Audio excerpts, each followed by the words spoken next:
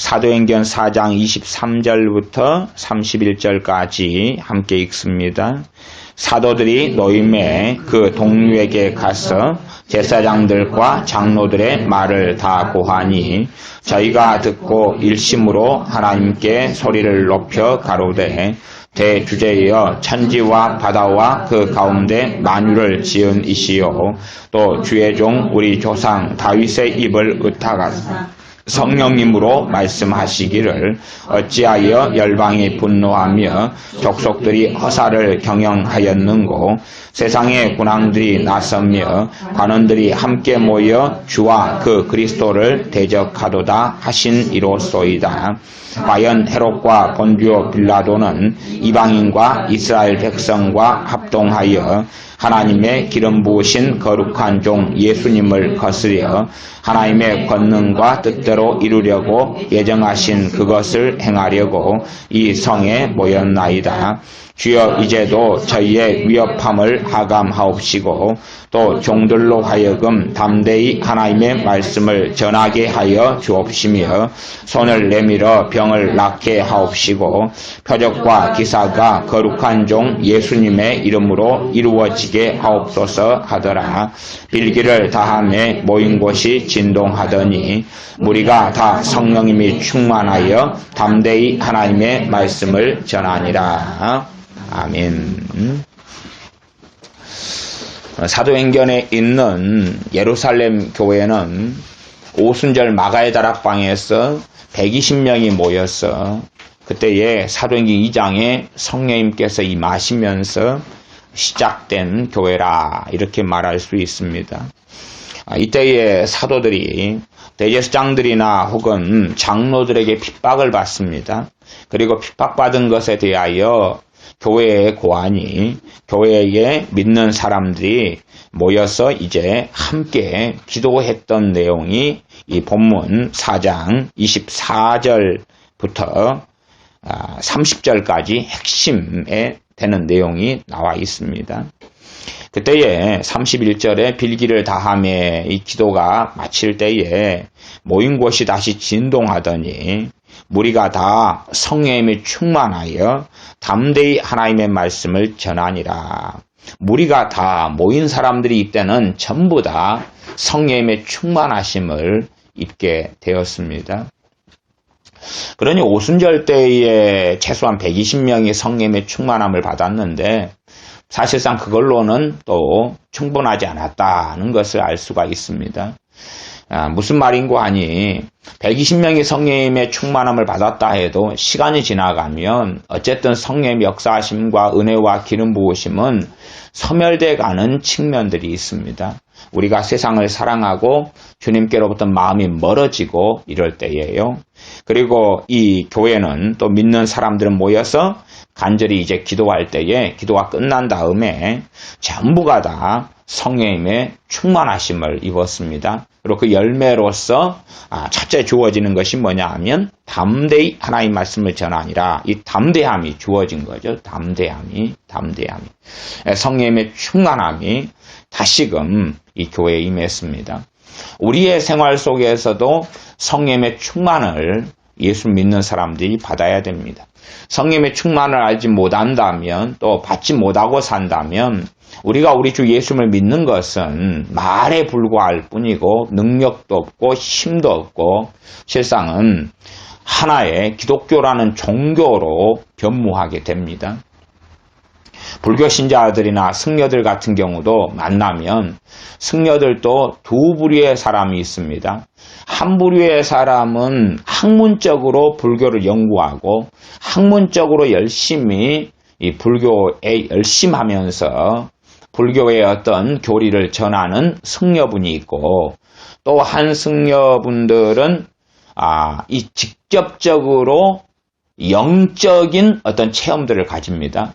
말하자면은 뭐 석가하고의 만남도 있고 또 악한 영 귀신 또 뭐 사천왕 뭐 관세음 보살 등등과도 만나고 교제하고 이런 영적인 체험을 가지는 승려들이 있어요.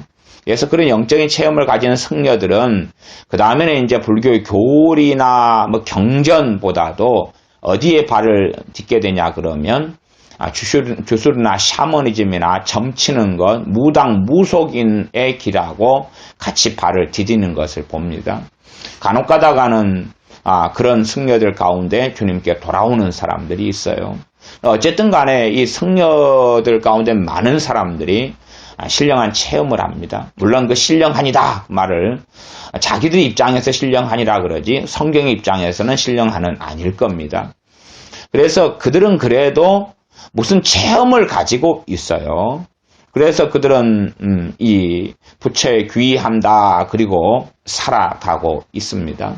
이슬람교 신자들 만나도 그들은 알라를 만나는 중에 무슨 체험을 하고 살아갑니다. 그러나 그리스도인들은 그 여러 종교 뒤에 숨어서 마귀가 미혹하고 역사할 때에 참된 신 하나님을 섬김에도 불구하고 그래서 참된 거룩하신 영이신 성령님께서 역사하시고 임하심에도 불구하고 그것을 누리고 살지 못하는 많은 사람들이 있습니다. 그때는 이제 하나님 말씀을 내가 내 법, 내 윤리, 내 기준, 내 양심, 내 삶의 표준으로 내가 삼아서 내가 우리의 인격을 따라서 하나님 말씀을 지키려고 애를 쓸 수가 있습니다.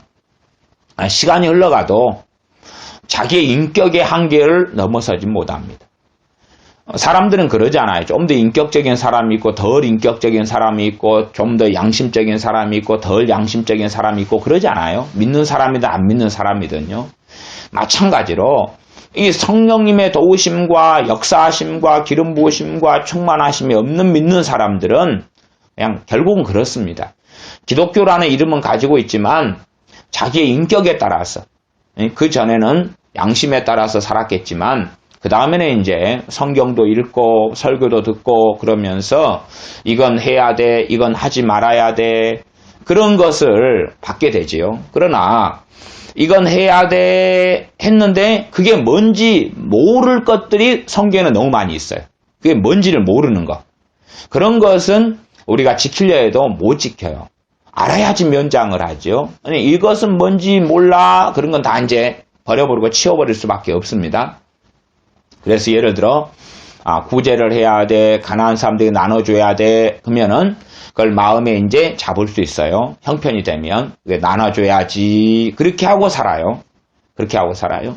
그 다음에 이제 기도해라 말씀을 들어요. 그 다음에 열심히 기도하는 사람도 있고 또 기도하다 기도가 안 돼버리는 사람들도 많이 있어요. 그러면 안 되는 것은 안 되는 거니까 기도를 이제 생활을 안 합니다. 안 되는 사람은 안 되니까 너무나 힘들고 아쉬울 때 되면은 좀 맴맞이는 기도를 하지만 더 이상 기도가 안 돼요. 윤리적으로 살아가려고 그래도 그런 한계들이 많아요. 성경을 보다 보니까 예를 들어 에베소 말씀에 성령님의 충만을 받으라 그랬어요. 그건 뭔지를 몰라요.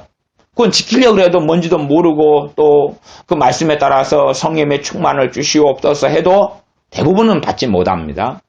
받지 못하고 한두 마디 해볼 수 있으나 이거 뭔지 몰라. 이건 뭔지 모르는 거야.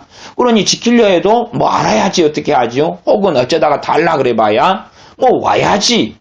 뭐 달라 그러면 바로 성령의 충만을 주면은 와 이게 이렇구나 놀랍구나 대단하구나 하지만 그렇게 쉽게 성령의 충만을 받지 못합니다. 일단은 그렇다 그 말이에요.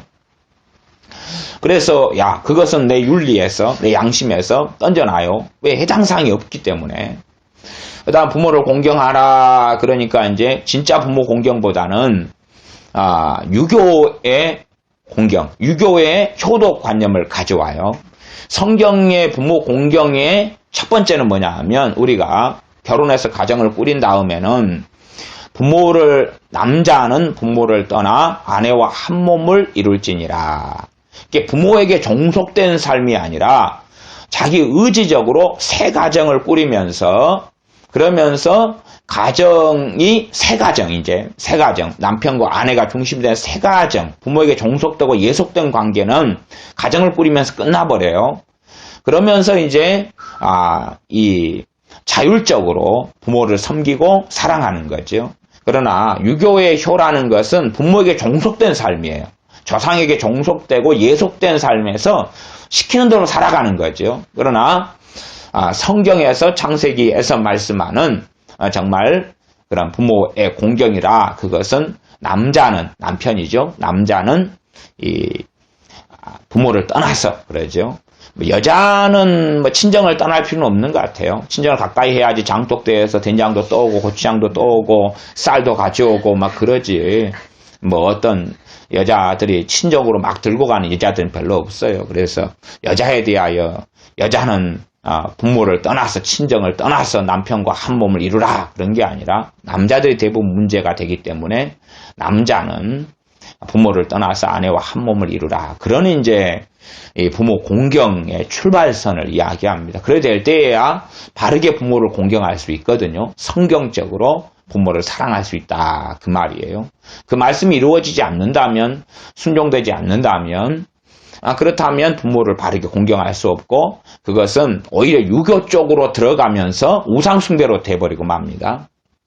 그러나, 남자는 부모를 떠나서 아내와 한 몸을 이루라는 것도 우리가 윤리적으로는 이해를 못해요. 왜? 그 정도 가지고, 그 정도 말씀 가지고는 이게 도대체 뭐야? 부모를 공경하라고 10계명, 5계명에 말씀해놓고 부모를 떠나라니 그 두 가지가 어떻게 서로 조화를 이루는지를 우리의 이성과 논리와 머리로는 이해를 못합니다. 그러니 성경에 이해 못할 말씀들은 무수하게 많아져 버려요. 무수하게 많아져요. 그러니까 이해될 만한 것, 이성적으로 이해될 만한 것만 모아가지고 성경 윤리를 만들고 우리의 지침과 우리의 법을 만들고 도덕을 만들어가지고 이제 인격 함양의 길을 걸어가죠. 기독교인의 인격은 무엇이다. 기독교인은 어떻게 살아야 한다. 그래서 그런 책들 가운데 하나가 옛날 고전 중에 하나인 예수님이라면 어떻게 하실까? 그런 책. 예수님이라면 어떻게 하실까? 고민해야 돼요. 왜? 누가 안 계시니까요? 성령님이 역사하지 않으시니까. 성령님이 인도하시지 않으시니까 혼자 고민하고 혼자 생각하고 나는 예수 믿는데 사업가야. 이럴 때 예수님이라면 어떻게 해야 되나? 노동자 노무자와의 관계에서는 어떻게 해야 되나? 내가 직장의 사원인데 예수님이라면 직장에서 어떻게 본이 되며 살아가는가? 이런 고민을 한다 그 말이에요. 그러면서 이제 고전이 하나 만들어졌어요. 굉장히 좋은 책처럼 보이지만 그냥 하나의 기독교 윤리 속에 들어가서 자기가 알고 깨닫는 그런 말씀 정도만 가지고 고민하는 거예요. 그렇게 살려고 발버둥 치는 거예요. 그러나 실상은 심지어 심각하게 이야기하면 불교의 승려분들이 가지고 있는 고요함도 못 가지고 있다. 그게 문제가 되지. 어떤 불교의 승려들이 가지고 있는 그러한 평안도 못 누리는 일이 벌어지지요. 그게 골치 아픈 이야기. 그래서 많은 믿는 사람들이 어떤 부류는 그래서 그냥 노력하고 애쓰다가 아이고 종교 생활이 다 그렇지. 그리고 거기에 머무는 사람이 있고 또 어떤 사람은 이게 아닌데 뭔가가 지금 문제가 있는데 그리고 고민하다가 정말 성령님이 정답이구나. 그리스도인의 삶에서 예수 믿는 사람의 삶에서 성령님이 아니면 답이 없구나. 어느 교회처럼요? 이 초대교회, 예루살렘 초대교회처럼. 그런 예루살렘의 초대교회는 빌기를 다하고 기도를 다함에 무엇을 받습니까? 성령의 충만을 받아요. 그러나 사실은 주님과 거리가 먼 교회는 빌기를 다해도 아무것도 없어요. 빌기를 다해도 기도가 끝나도 성령의 충만을 못 받아요. 그러니까 복잡한 거죠. 성령의 충만이 임하면 그에 따라서 우리가 살기가 쉬울 터인데 성령의 충만이 없는 현대교회, 한국교회, 유럽교회, 미국교회, 영국교회 이런 게 문제가 되지요. 그러니 성경을 이제 성령님의 역사하심, 인도하심, 도우심, 진리를 가르치심 없이 자기 마음대로 해석할 수밖에 없고 이해할 수밖에 없어요. 그래서 독일 같은 것을 중심으로 해서 자유주의 신학에 넘어가고 하나님 말씀을 떠나고 하나님 말씀을 왜곡하면서 교회는 파괴되고 무너져 왔습니다. 사도행전 2장으로 넘어갑니다. 사도행전 2장 17절 18절 말씀입니다. 오순절 성령의 강림하심을 통하여서 120명들에게 기존의 유대인들, 기존의 하나님의 백성이라고 하는 유대인들이 상상하지 못할 일이 120명을 통하여 나타났어요. 그래서 야, 너희가 세술에 취했냐? 이게 무슨 일이냐? 무슨 일이냐? 상상하지 못할 일이 벌어졌거든요. 자기 이성으로, 자신의 경험으로, 자신의 생각으로는 상상하지 못할 일이 120명이 벌어져가지고 쇼킹하단 말이에요. 쇼킹해요. 그냥 와, 너희들 좀 이상한 거 아니야? 미친 거 아니야? 그런 현상이 벌어졌어요. 아마 이런 오순절의 성령님의 강림 같은 일이 지금 현재 교회에 벌어지면 많은 교회 목사님들은 이런 교인을 추방해 버릴 거예요. 쫓아내 버릴 거예요. 왜? 감당이 안 되니까요. 왜? 자기의 지배를 받아야 되고 어떤 목사님 입장이라면 자기의 통계를 받아야 되는데 성령님이 자기보다 높은 분인데 통계를 받겠어요? 통계를 안 받지요. 유대인들이 생각하는 그러한 하나님의 역사가 자신의 이성과 논리 속에 벌어져야 되는데 오순절 성령님의 강림하시면 전혀 그 논리를 벗어나 버리거든요. 예측 불허예요. 예측 불허. 바람이 어디서 불어서 오는지 알지 못하는 것처럼 성령으로 난 사람도 이러하니라. 예측 불허예요.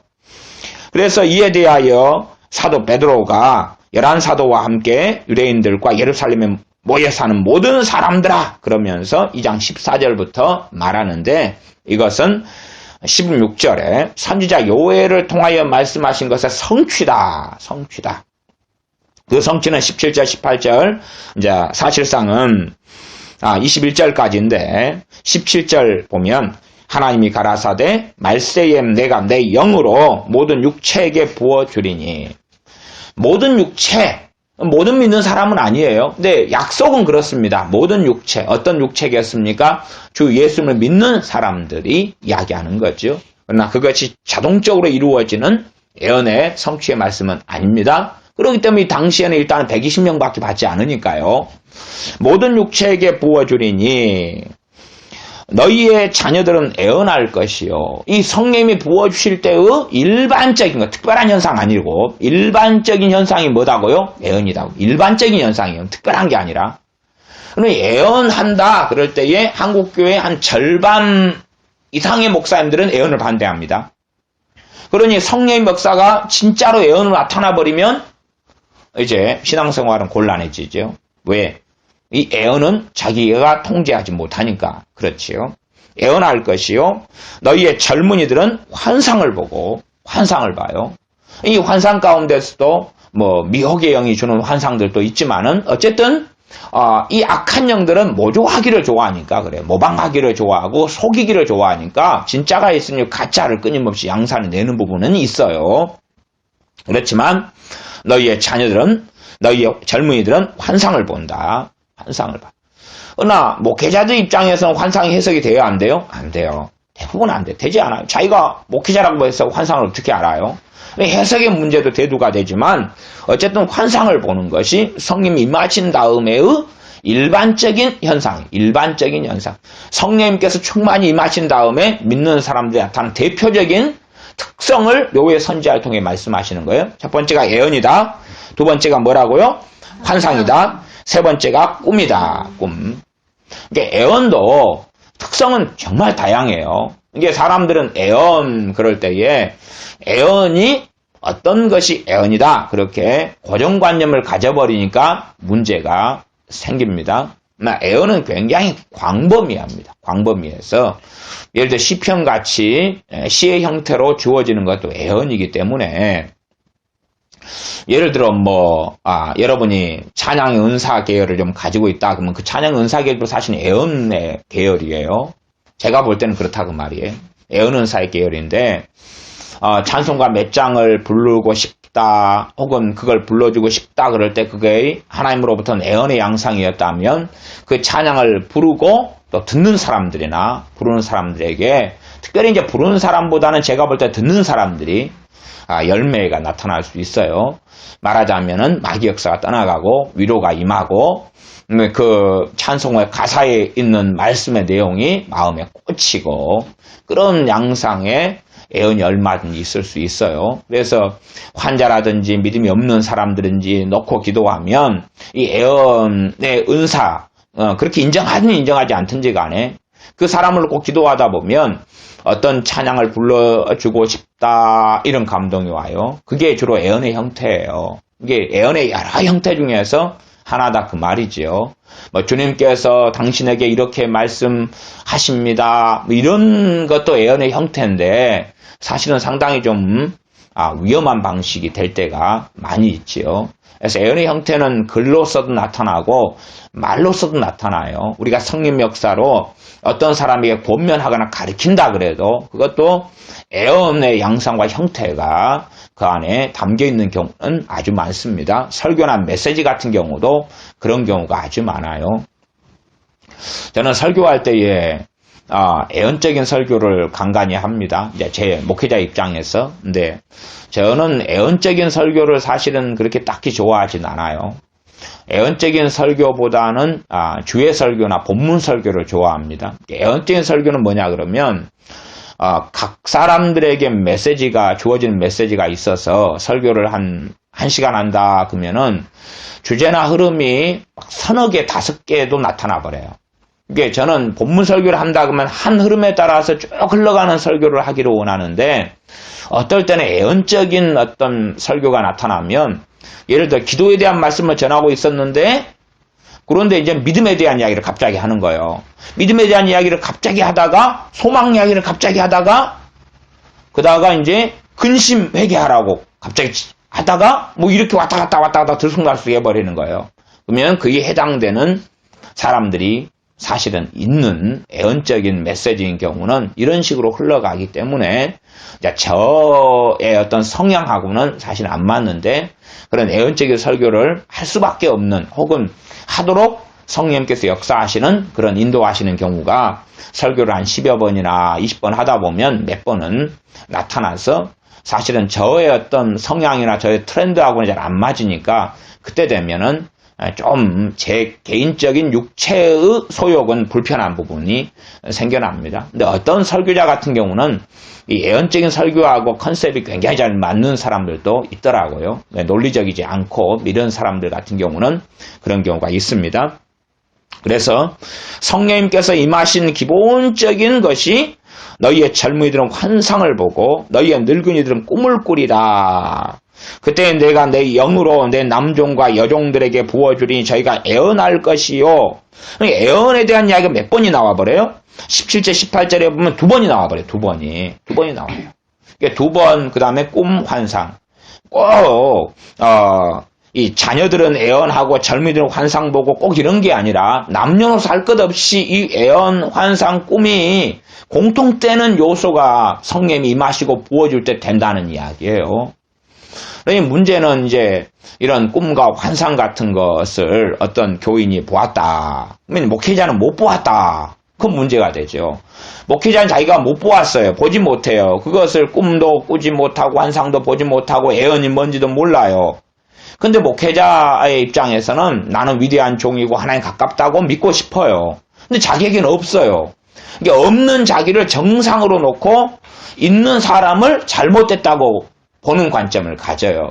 이제 사실은 이런 것이 많았기 때문에 성령의 역사를 소멸해 오고 그리고 이런 부분에서 이제 교인이 목회자의 어떤 영적 권위와 질서에 순종하면 그게 성령의 역사하심이라면 성령의 역사를 물리쳐야 돼요. 물리쳐야 돼요. 왜냐하면 교회 질서가 그렇고 목회자의 그 권위 밑에 신앙생활을 하려면 잘 하려면 순종하려면 그렇게 해야 돼요. 아니면은 거기에서 떠나가든지 아니면 그냥 겉에서는 따르는 척 하다가 또 딴 데에서는 말이 또 달라지는 이런 이중적인 관점을 가지거나 혹은 이제 목회자를 판단할 수도 있겠죠. 아이 목사님 뭘 몰랐어 저래 뭐 이렇게 갈 수도 있을 거예요. 어쨌든지 간에 오히려 성령님께서 애언과 환상과 이렇게 꿈으로 요엘서 선지자의 성취가 각 사람이 나타난다면 신앙생활은 굉장히 불편해지게 될 거예요. 왜냐하면 대부분의 목사님들은 이게 뭔지를 모르기 때문에 그렇습니다. 한국교회 이야기예요. 한국교회. 우리 교회 이야기예요. 한국교회 이야기예요. 대부분의 목사님들 애언이 뭔지도 모르고 꿈과 환상을 말만은 그런 게 있다고 이야기하고 그러나 많은 사람은 성경시대로 끝났다. 옛날 초대교회로 끝났다. 성경 66권 완성으로 끝났다. 이런 주장을 해요. 왜 그래야지만이 자기에 대한 변명이 되거든요. 나는 정상이고 나는 그런 게 뭔지 몰라도 하나님과 너무 가까운 사람이야. 지금의 애언이라는 것은 마귀 역사나 신사도 운동 같은 사람들만 하는 거야. 이렇게 터부시하면은 너무 편하기 때문에 그러죠. 그러나 하나님 말씀 66권은 변개된 적이 없고 변한 적이 없습니다. 그래서 동일한 성령의 충만 가운데 일반적 현상은 이런 거예요. 사울 왕에게 성령이 임하셨더니 그는 애언을 했어요. 또한 70명의 장로님들에게 성령이 임하셨더니 그들은 애언을 했어요. 이런 것은 일반적인 현상, 일반적인 현상. 애언이 뭔지는 모른다 할지라도. 자, 그래서 이 초대교회의 오순절 성령의 강림을 통한 이 성취가 이렇게 있습니다. 자, 그리고 이제 사도행전 19장으로 가보겠습니다. 19장. 사도행전 19장입니다. 사도행전 19장. 에베소에 있는 12명에게 성령이 임한 사건이 나와 있습니다. 물론 제가 오늘 말씀을 전할 요지는 두 가지 핵심이 있는데 아직은 서론도 아직 시작을 못했습니다. 미안한 이야기지만. 자, 일단은 그 본론으로 들어가기 앞서서 지금 서론입니다. 19장 1절부터 제가 읽어보겠습니다. 아볼로가 고린도에 있을 때에 바울이 밑지방으로 다녀 에베소에 와서 어떤 제자들을 만나. 이 제자들은 당연하게 예수 믿는 사람을 신약 성경은 제자라 그럽니다. 이들은 과거에 세례 요한을 통하여 예수를 믿게 된 사람들이에요. 제자들을 만나 가로되 분명히 제자라고 이야기했어요. 그래서 제자의 수가 3,000이나 더하더라. 제자의 수가 5,000이나 더하더라. 그러니까 성경에서 제자라는 것은 특별한 믿음, 특별한 신앙 혹은 제자 훈련을 받은 사람이 아니라 예수를 믿는 사람을 성경은 제자라고 정확하게 언급하는 것입니다. 그래서 어떤 유대인들을 만나 그런 게 아니에요. 예수를 이미 믿는 사람들입니다. 어떤 제자들을 만나 가로되 너희가 믿을 때에 성령을 받았느냐. 정상적인 신앙생활의 패턴을 사도 바울은 정확하게 이야기하고 있는 거예요. 정상적인 신앙생활 패턴. 지금 어떤 교회가 사도 바울이 지금 시대에 있어가지고 말씀을 가리킨다 그러면 사도 바울을 이제 저는 칼빈주의 계통의 장로교 목사니까 사도 바울을 알미니안주의자다 그러거나 혹은 신사도주의자다 그러나 운동을 한다거나 뭐 이런 식으로 매도할 수가 있을 거예요. 왜냐하면 아니면 오순절파라 그럴 거예요. 사도 바울을. 왜냐하면 한국교회 한 60% 정도 혹은 이상들은 목회자하고 교인들은 뭘 믿냐 그러면 믿을 때에 무조건 성령을 받았다. 그렇게 믿거든요. 그렇게 믿어요. 예수님 믿으면 무조건 성령 받았다. 그렇게 가르치고 그렇게 믿는데 사도 바울은 엉뚱한 질문을 한단 말이에요. 이게 사도 바울을 어떻게 가르쳐야 되냐 그러면 너희들이 예수님 믿는 사람들이네. 너희들은 무조건 성령 받았어. 그리고 게임 끝. 그것이 한국교회 대부분의 목회자들이 성령에 대해 가르치는 거예요. 그러니까 성령을 주님은 받아라. 성령을 받아라 그랬는데 받았다 그러는 거예요. 그러니까 결론이 너무 다르죠. 그래서 대부분의 믿는 사람들의 삶 속에 능력이 없고 열매가 없고 무능한 윤리적인 그냥 윤리에 자기가 가능한 이해될 계명들 이해될 말씀만 사랑해라 그런 몇 가지만 끄집어내가지고 그걸로 기독교인 신앙인의 인격을 만들려고 그래요. 그래서 이제 요즘에 인격 교육 같은 거 그 성품학교 이런 거 같은 거 유행하는 거예요. 성품학교. 근데요, 진짜 그리스도인의 성품은요, 성품학교를 통해서는 불가능해요. 왜냐하면 성령님이 아니면 그리스도인의 성품은 절대 못 만들거든요. 절대 못 만들어요. 이제 오늘 핵심 중에 하나가 성령의 열매에 대한 이야기입니다. 성령님의 열매란 이야기는 누가 맺는 거예요? 누가 맺혀주는 거예요? 성령님이 우리 안에서 맺는 거예요. 나의 열매. 내가 맺는 그리스도인의 열매가 아니에요. 근데 제가 성령의 열매에 대한 설교들이나 책들을 많이 보면 책의 제목이나 내용은 성령의 열매 그랬는데 내용은 그거예요. 내가 맺는 열매가 되는 거예요. 내가 맺는 사랑, 내가 맺는 희락, 내가 예수님을 사랑하고 믿기 때문에 맺는 화평 그런 걸 설명하는 거예요. 이게 말은 성령님의 열매라 해놓고 실제로는 당신들이 맺어내. 당신들이 맺어내라는 게 핵심이에요.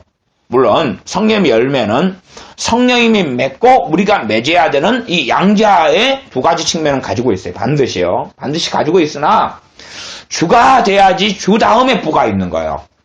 말하자면 배가 있어야지 배를 타고 나갈 수 있다는 거예요.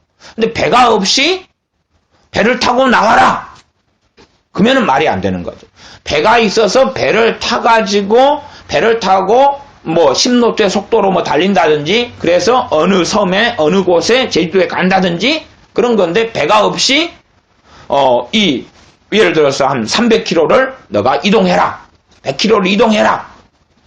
바다를 건너가라. 그러면 어떻게 건너가냐 그러면 헤엄쳐 건너가야 되는데 유명한 수영 선수도 그다 돌아가신 분도 계시고 그래요. 그런 것이 아닌데 그래서 이 사랑이나 희락, 기쁨이나 화평, 또 평안, 오래 참음, 자비, 양선, 충성, 충성은 신실함입니다. 또 믿음이기도 해요. 페이스풀. 이런 것들을 너가 맺어내라. 그러니 이제 성품학교 같은 데는 가면 이런 성령의 열매를 누가 맺는 거예요? 자기들이 맺는 막 열심히 노력을 하고 발버둥을 쳐요.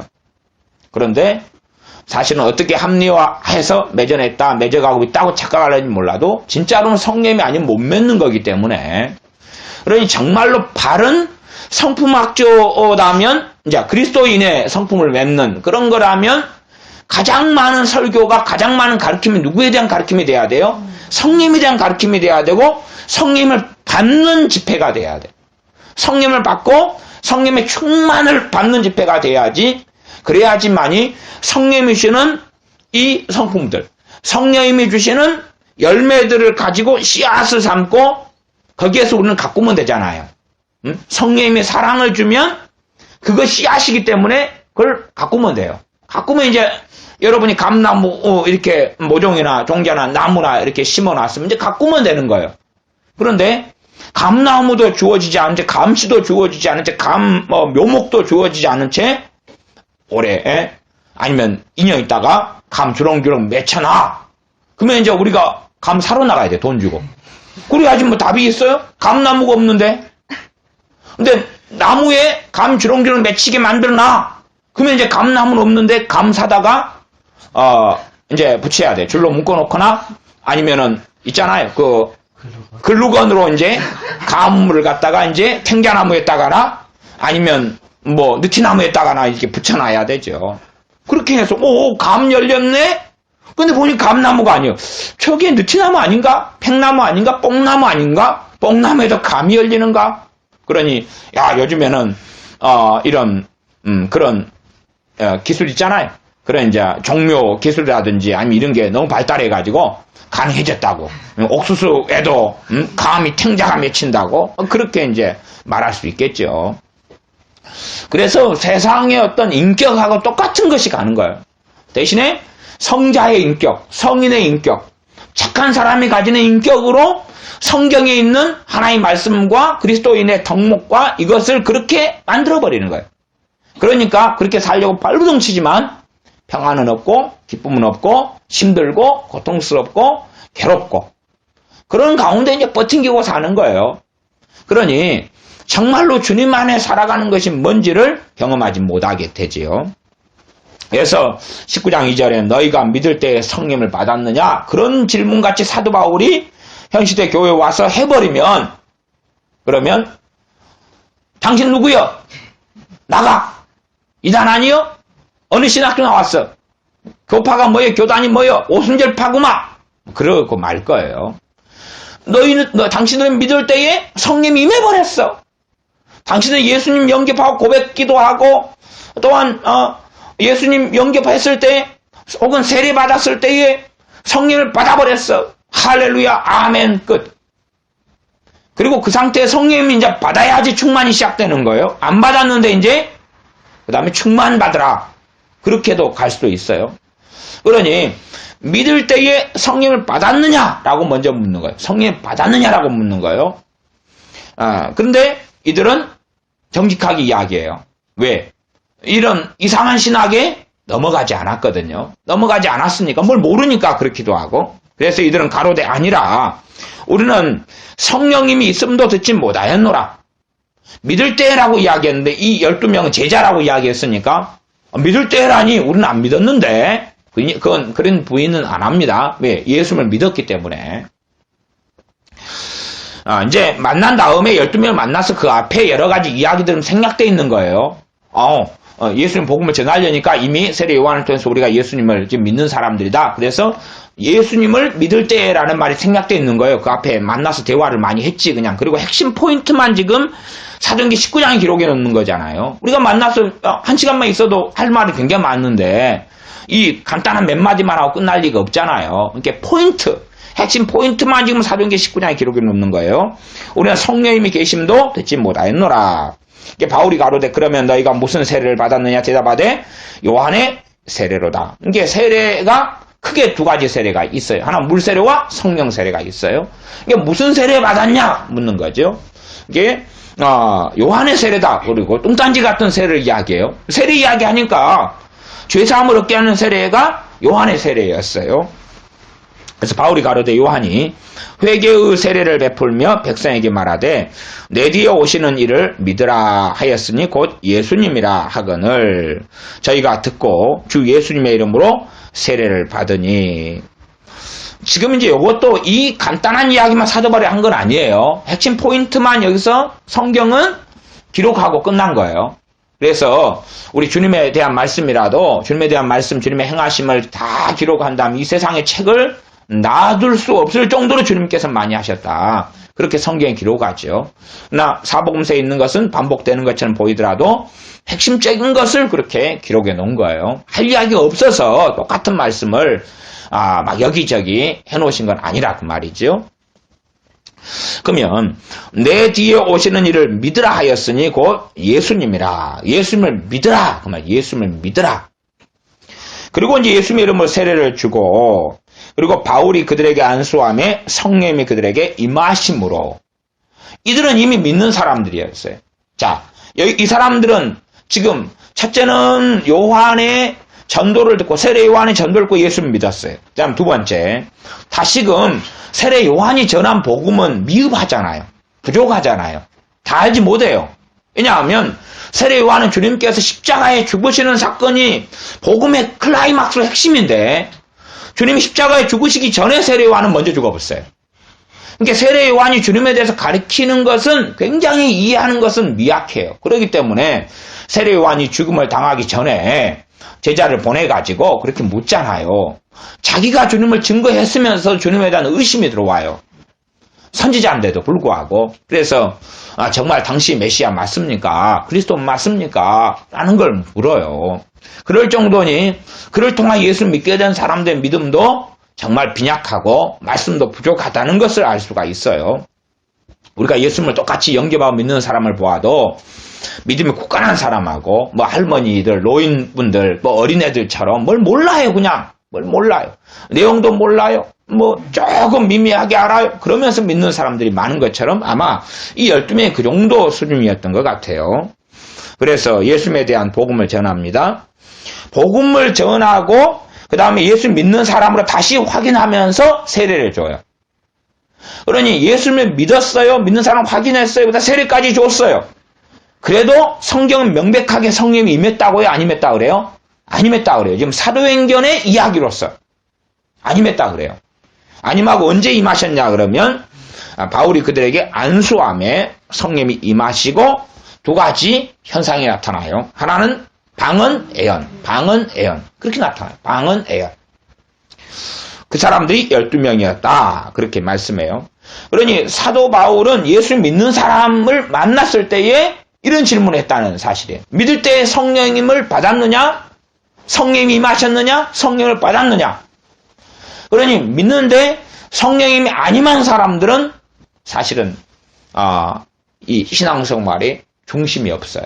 중심이 없다는 이야기는 제가 예수님을 믿고 영접한 다음에 제가 성령 세례, 성령 충만을 제가 예수님을 영접을 제 기억상으로 한 3월 중순이나 하순 정도 나 이렇게 예수님 영접했어요. 3월 중순 하순이나 뭐 4월 중순 하순이나 뭐 3, 4월 어느 때예요. 그렇게 했으나 예수님 영접하고 난 다음에 저는 평안했어요. 너무 평안했어요. 와, 세상에 이런 평안이 있나? 와, 이렇게 고요할 수가? 또 예수님을 믿고 나니까 너무 좋은 거예요. 예수님이 믿어지는 거예요. 예수님 영접하니까 예수님이 믿어지는 거예요. 그런데 이제 이 평안이라는 게 제가 경험하기에 한 3일에서 일주일 가더만요. 모르겠어요. 어떤 제 경험이니까. 그냥 우리가 이제 좋은 집안에 뭐 냉장고가 있다, 에어컨이 있다 그러면 맨 처음에 들일 때는 막 시원한 바람이 여름에 나오면 너무 시원하고 좋다가 한 3일 일주일 지나니까 이제 습관화가 돼가지고 좋은 것이 좋은 건지를 모르는 그런 것도 있을 수도 있어요. 이게 제게 주님신 평안이 계속 이어졌는데 맨 처음에 그 확연한 차이를 한 3일 정도 제가 느끼는 것일 수도 있겠어요. 혹은 그것이 약해졌을 수도 있어요. 그까지는 정확히 몰라요. 그러나 최소한 와, 이렇게 평안할 수가, 아, 이렇게 좋을 수가, 그런 것을 그래도 3일 정도는 강하게 느꼈어요. 그 다음에 이제 뜬금없이 종종 드는 생각들이 있었어요. 내가 미쳐가는 거 아닌가. 왜? 제가 18살에 예수님을 이제 영접하고 믿었거든요. 교회는 5살부터 다녀가지고 교회를 13년간이 다녔어요. 13년 동안 저는 기독교에 속해서 종교 생활을 했어요. 13년 동안 열심히 복음 생활을 불렀고, 그 다음 열심히 또 예배에 참석했고, 그러나 저는 13년을 다니면서도 난 종교라는 기독교라고 쓰고 13년을 다녀도 저는 그걸로 만족했어요. 예수님도 안 믿는데 그냥 종교 생활이니까. 그런데 13년을 꾸준히 다닌 거예요. 꾸준히. 어떨 때는 땡땡이랑 두어 달 칠 때도 있어요. 또 그날 놀고 싶으면 그냥 주일날 산으로 놀러 가버릴 때도 있어요. 이제 어머니가 저보다 교회를 늦게 다니셨는데 어머니가 다닌 다음부터는 이제 같은 교회로 이렇게 다니게 돼서 어머니의 좀 감시를 좀 받게 되거나 뭐 그런 게 있잖아요. 그러니까 주일날 예배를 안 나갈 때도 제가 좀 얍삽하기 때문에 몰래 교회를 가요. 그래서 예배당에 간 증거는 주보거든요. 주보를 하나를 얼른 눈치 봐가지고 챙겨가지고 와서 주보를 흔들면서 집에 들어가면 돼요. 그러면 이제 어머니는 순진하시기 때문에 넘어가 주시거든요. 그러나 또 뭐 언제까지는 그렇게 하면 안 되잖아요. 왜냐하면 누구네 아들 왔어. 그리고 중고등부 교사 하시는 분들이 다 아는 분들이니까 지금 오랫동안 안 나왔는데 이런 식의 말이 나오면 곤란하잖아요. 그러니까 이제 꾸준히 그래도 13년을 다녔단 말이죠. 그러나 거기에서 내가 예수님을 지금 믿고 있다 안 믿고 있다는 것은 의미를 두지 않았어요. 간혹 가다가 이제 친구들하고 그래 하나님 이야기가 나오면 제가 그렇게 이야기했어요. 하나님을 믿으려면 내 주먹을 믿어라. 그러면서도 13년을 교회를 다녔다는 것은 정말 하나님의 큰 은혜가 주어지고 있었다는 사실이에요. 그러지 않아요, 이게? 어쨌든 그래가지고 이제 예수님을 내가 믿게 됐어요. 예수님 영접했어요. 어느 날 뜬금없이 평안히 맺는데, 근데 문득문득 드는 생각은 내가 그 전에 13년 교회 다닐 때하고는 다른 거예요. 그러니 내가 하나님께 이제 진짜 기도를 하고 있는 거예요. 그러면서 한쪽으로는 내가 좀 이게 광신자가 돼가는 거 아닌가. 이게 그 전에 13년을 제가 볼 때는 정상. 진짜 예수님 안 믿고 다니는 13년 정상. 예수님을 믿게 됐는데 이제 진짜 기도를 하니까 내가 좀 미쳐가는 거 아닌가. 그 다음에 이제 어떨 때는 또 이런 생각이 들더라고요. 정말 하나님이 안 살아계신데 나는 믿고 있는 거 아닌가. 이게 왔다 갔다 해요. 그래서 예배를 드리는 중에나 예배당에 믿는 사람과 함께 있을 때는 하나님이 살아계신 것 같고, 이제. 그전에는 그런 현상 없었어요. 13년 다닐 때는. 그러나, 예배를 드릴 때나 함께 있을 때는 하나님이 살아계신 것 같고, 그 다음에 예배당을 밖에 나와가지고 학교에서 생활할 때는 하나님이 안 계신 것 같고, 이 이중성이 생기더라고요. 그것이 이제, 언제까지냐 그러면 제가 성령님으로 충만받기 전까지. 성령님으로 충만, 성령님으로 세례받는 것. 그것이 제가 7월 31일 날 받았어요. 정확하게 제가 기억을 하죠. 7월 31일이었어요. 7월 31일에 이 예배당에서 잠자다가 다음 날이 교회 수련회 간 날인데 저는 자존심이 있어가지고 교회 수련회 행사는 한 번도 참석 안 했거든요. 너희들 같은 광신자들하고는 어울리지 않아. 그런 입장이죠. 그래서 저는 부활절 성탄절은 안 다녔어요. 나는 계란 같은 거 얻어먹으려고 다니는 사람이 아니야. 자존심, 저의 자존심이었어요. 예수님 영접한 다음에 기념으로 이제 중고등부 수련회를 한번 가져야 되겠다. 그리고 이제 다음날 가는데 그 전날에 이제 짐을 챙겨서 저는 일찍 이제 잠자러 왔어요. 그러다 그 밤에 이제 회개가 터지고 그 밤에 성령이 임하시고 그 밤에 방언을 받고 그리 돼서 이제 그때부터 뭐 밤낮 없이 기도 생활을 하게 됐어요. 그전엔 기도라는 것도 뭔지 모르고 단지 예수님을 믿고 난 다음에 밥 먹을 때 점심밥 먹을 때 3초에서 5초 기도 그걸만 했는데 몇 달 동안이죠. 그러다가 그 밤에 7월 31일 날 성령님께서 역사하시고 임하시고 회개가 터지고 그러면서 하나님 살아계신 것을 눈에 정확히 보고 주님을 정확히 영적으로 보고 만나고 그 다음에 이제 뭐 하나님이 살아계셨다 안 살아계셨다 내가 좀 이상해지는 거 아닌가 너무 광신자가 되는 거 아닌가 하는 것은 다 사라졌어요. 다 사라지고 이제 성령님으로 충만받은 다음에 기도라는 것은 기껏해야 3초 5초밖에 못했던 내가 그래서 제일 무서운 날이 중고등부 본방 공부하는데 본방 공부라는 게 있어요. 예배 마친 다음에 대표기도 시키는 거. 그때 되면은 안 가요. 제거 좋은 방법이에요. 기도가 뭔지를 알지 못하는데 내가 기도를 모르는데 기도가 나를 알겠느냐. 그래서 전혀 그런데 그 밤에 그냥 다이렉트로 한 7시간 기도를 하는 7시간. 제가 하고 있는 거예요. 그냥 그 밤에 새벽 5시 새벽 기도 때까지 기도를 하고 있는 거예요. 그러니 그때 교회에서 주무시면서 기도생활 하시는 집사님들이 그분들은 기도생활 많이 하는 분들이에요. 근데 저한테 그만 좀 기도해라 그러더라고. 잠 좀 자자고. 그러니까 그 다음에 수련회 가서도 계속 밤새워서 기도하고 사람만 만나면 손잡고 기도하는 게 일이에요. 이게 제가 그전에는 제가 그냥 2주에 한 번 나오다가 1주에 한 번 나오다가 얼굴 안 보이다가 그런 애가 어떻게 신령하게 될까인데 만나면 손잡고 기도하는 거예요. 별로 친하지도 않은데 중고등부가 그렇잖아요. 별로 제가 그런 모임을 안 가니까 잘 친하지도 않은데 손만 잡고 기도하는 거 손잡고 뭐 여자애들은 아니고 남자애들만.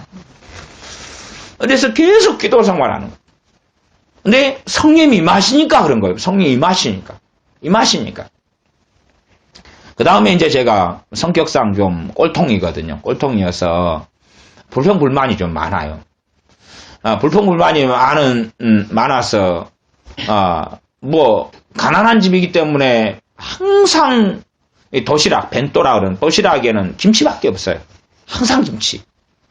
거기에 뭐 좀 먹고 살게 돼야지 멸치볶은 거라도 올라오고 그러지 뭐 계란 후라이 이런 것도 없고 그냥 1년 365일 방학 때 빼놓고 다 김치예요. 그러니까 어쩔 때는 성기 나고 불평이 나서 도시락을 던져버리고 가요. 굶어버려요 그냥. 근데 다음날 되면 배고프니까 또 가져가요. 그냥 일편단심 그래요. 그래서 이제 또 이 꼴통이 작동을 하더라고요. 그래서 어느 때 도시락을 던져버렸어요. 도시락 그냥 안 먹어 그리고 왜냐하면은 밤 11시까지 학교에서 남아서 자율학습을 했기 때문에 도시락 2개 가져가야 돼요. 점심 저녁 하고 다 뭐 그걸 먹으면 다 김치예요. 정말 배가 고파서 먹지 정말 먹기 싫어요. 그것도 막 그냥 이 딱딱하게 찬밥에 그것도 뭐 벤또 도시락이 시커멓게 옆에 그냥 알루미늄 다 묻어나가지고 막 이런 거니까 누구같이 보온 도시락이 있는 것도 아니고 꿈 같은 일이고 그걸 이제 어느 날 또 이 골통이 작동해가지고 그냥 한 먹을 팽개치고 갔는데 이제 성령이 역사를 하시는 거예요. 성령이 역사를 하시니까 그 도시락을 팽개치고 온 것이 너무 괴로운 거예요. 너무 괴로운 거예요. 너무 제 그 행동이 너무 괴로운 거예요. 막 고등학교 2학년 때니까 수업 시간에 막 가슴을 막 콕콕콕 찌르는 거예요. 계속 그것 때문에. 그래서 그때 2교시 끝나고 중간에 약간의 그 체조도 하고 이런 시간이 있어요. 그래서 그때에 2교시까지 버티다 못 견뎌가지고, 그래서 어머니께 전화를 집에 했어요. 집에 마침 집으로 했는가 어머니 회사로 했는가 모르겠어요. 그래서 잘못했다고 죄송하다고. 그렇게 도시락 그냥 팽개치고 온 거 죄송하다고. 그 다음부터는 이제 그 버릇이 다 고쳐지더라고요. 그 꼴통 짓이 많이 고쳐지더라고요. 막 성님이 그걸 막 지적하고 찔러시니까. 그래도 사실은 은근히 그런 게 있잖아요. 야, 제가 어머니한테 미안하다고 이렇게 했으면은 이제 어머니가 도시락을 가지고 오시더라고요. 이제 가지고 오시는데 계란 프라이라도 어머니도 회계를 같이 하셔가지고 근데 팽개친 도시락 그대로 김치만 있는 거 가지고 오셨더라고요. 그리고 이제 고등학교 마실 때까지 다 그러더라고요. 어머니는 회계를 안 하시고. 그래서 어쨌든 내 성품을 누가 만드시냐고 뭐 성님이 만드시는, 성님이 만들어 가시는 거예요. 성님이 만들어 가시고. 그리고 어떨 때는 이 성님 역사하심을 성님을 소멸치 말라 그러는데 성님이 소멸돼요. 이렇게 성님이 약해지고 소멸돼요. 소멸되면 이제 내가 가진 이 윤리가 있잖아. 기독교 윤리, 성경을 배워가지고 이렇게 살아야 돼가 있잖아요. 이때 너무 힘든 거예요. 이게 제가 어떨 때는 제가 분노가 있거든. 분노가 있는데 그 성질머리가 있어. 분노가 있고. 특별히 이제 뭐가 있냐 그러면 제가 그 사회정의라는 게 있어요. 이게 말하자면 제가 학교에서 62명 되면 그 중에 장애인들 애들 또 왕따 당하는 애들 그런 애들이 있으면 제가 잘 못 봐요. 못 봐서 그런 애들이 멸시당하면 걔네들 편에 서서 싸워요. 그런 이제 좀 사회정의가 있어요. 그래서 누구 친구가 되면 좀 장애인 애들하고 친구가 되고 그런 애들을 돌봐주고 그런 애들이 자꾸만 관심이 가고 그런 애들이 좀 피해를 당하고 학대를 당하면 내 일은 아닌데 붕괴를 해요. 그런 게 있어요. 그러니까 이제 뭐 또 심해지냐 그러면 판단도 심해져요. 어쨌든 좀 불합리한 걸 보면은 정치인도 아니면서 막 정의심이 막 일어나요. 나만의 정의죠. 그런데 하나님 관계에서는 문제가 되는 것이 분노 문제, 성질 문제. 이게 자주 그런 것이 되다 보면 자주 내 개인적인 품성상 성질이 나는 거예요. 자주. 그것 때문에 이제 이 성질머리를 좀 개선을 해야 되는데 성님 역사는 많이 약해지고 소멸됐어요. 그러니까 내 힘으로 이 분노나 성질머리를 이제 많이 없어졌어요. 많이. 성님이 임하시고 성질머리를 성님 역사로 해결을 시켜주시고 그 다음에 아까 도시락 사건 같은 걸 통해서 막 성질 내면 나를 찔르시는 거예요. 성질 내면 마음이 아픈 거예요. 성질 내면 마음이 아프니까 회개를 해야 돼요. 사람한테. 이게 참 회개는 사람한테 하는 거구나. 사람한테 하는 것이 하나님께 하는 거구나 알았어요. 이게 대부분 그리스도인들의 잘못된 회개는 잘못을 저지른 당사자한테 안 하고 하나님께만 한다는 거예요. 사실 그건 별로 해결점이 없어요. 하나님은 사람한테 하도록 가슴을 찔르더라고. 성령님은 사람한테 하라고 찔르더라고. 그러니까 사람한테 하면서 해결이 돼가요. 근데 이제 육적으로 하는 게 아니라 성령님이 찔르시는 거예요. 성령님이 찔러. 왜? 제 성품을 그리스도의 성품으로 만드셔야 되니까, 주님의 성품으로 만드셔야 되니까 저를 찔르시는 거예요. 그러면서 한번 제 개인적인 생각이나 또 제 가족들의 의견들을 들어보면 한 1년, 2년 사이에 한 80% 정도 성질머리는 개선됐다. 그래도 한 20%가 남았다 그러면 제 입장에서는 이게 심각한 거예요.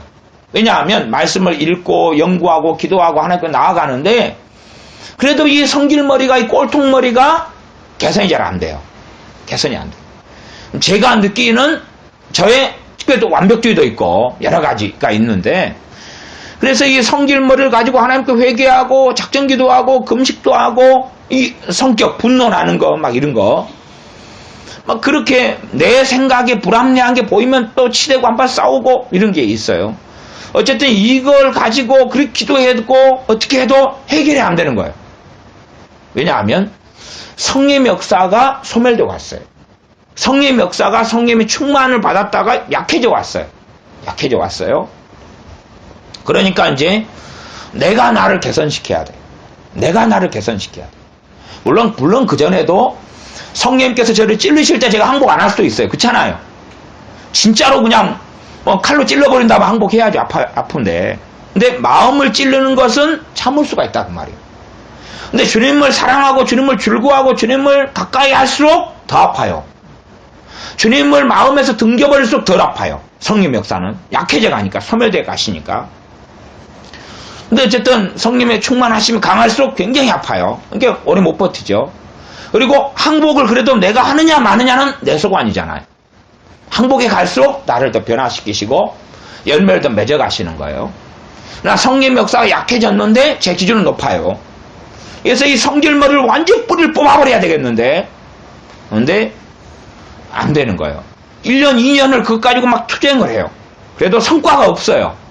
성과가 없으니까 성질 냈다가 후회했다가 회개했다가 성질 냈다가 후회했다 회개했다 그걸 놓고 작정 기도했다가 또 성질 냈다가 후회했다 회개했다 그렇게 시간을 가는 거예요. 그러니 제 마음에 뭔 자꾸 들어오냐 그러면 자책감이나 정죄감은 자꾸 심해져 가요.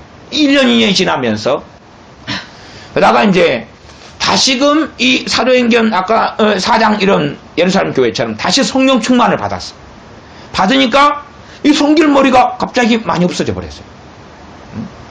야, 그래서 확실히 저야 이제 그렇게 이제 경험하고 살아왔던 거예요. 살아왔던 80년대부터. 그래서 성령의 충만도 크게 두 종류의 충만을 받아왔어요.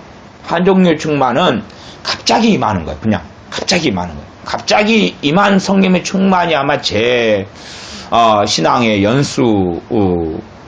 연수가 한 30년, 그래도 교회 다니면서는 뭐 이제 막 40몇 년이지만 어쨌든 주님 만나고에서는 이제 어쨌든 30년은 되는 것 같아요. 이제 그 동안 그때 30년 전에 성령님의 충만을 받을 때부터 이제 그 갑작스럽게 임하는 성령의 충만은 몇 차례를 경험했어요. 몇 차례를 경험했어요.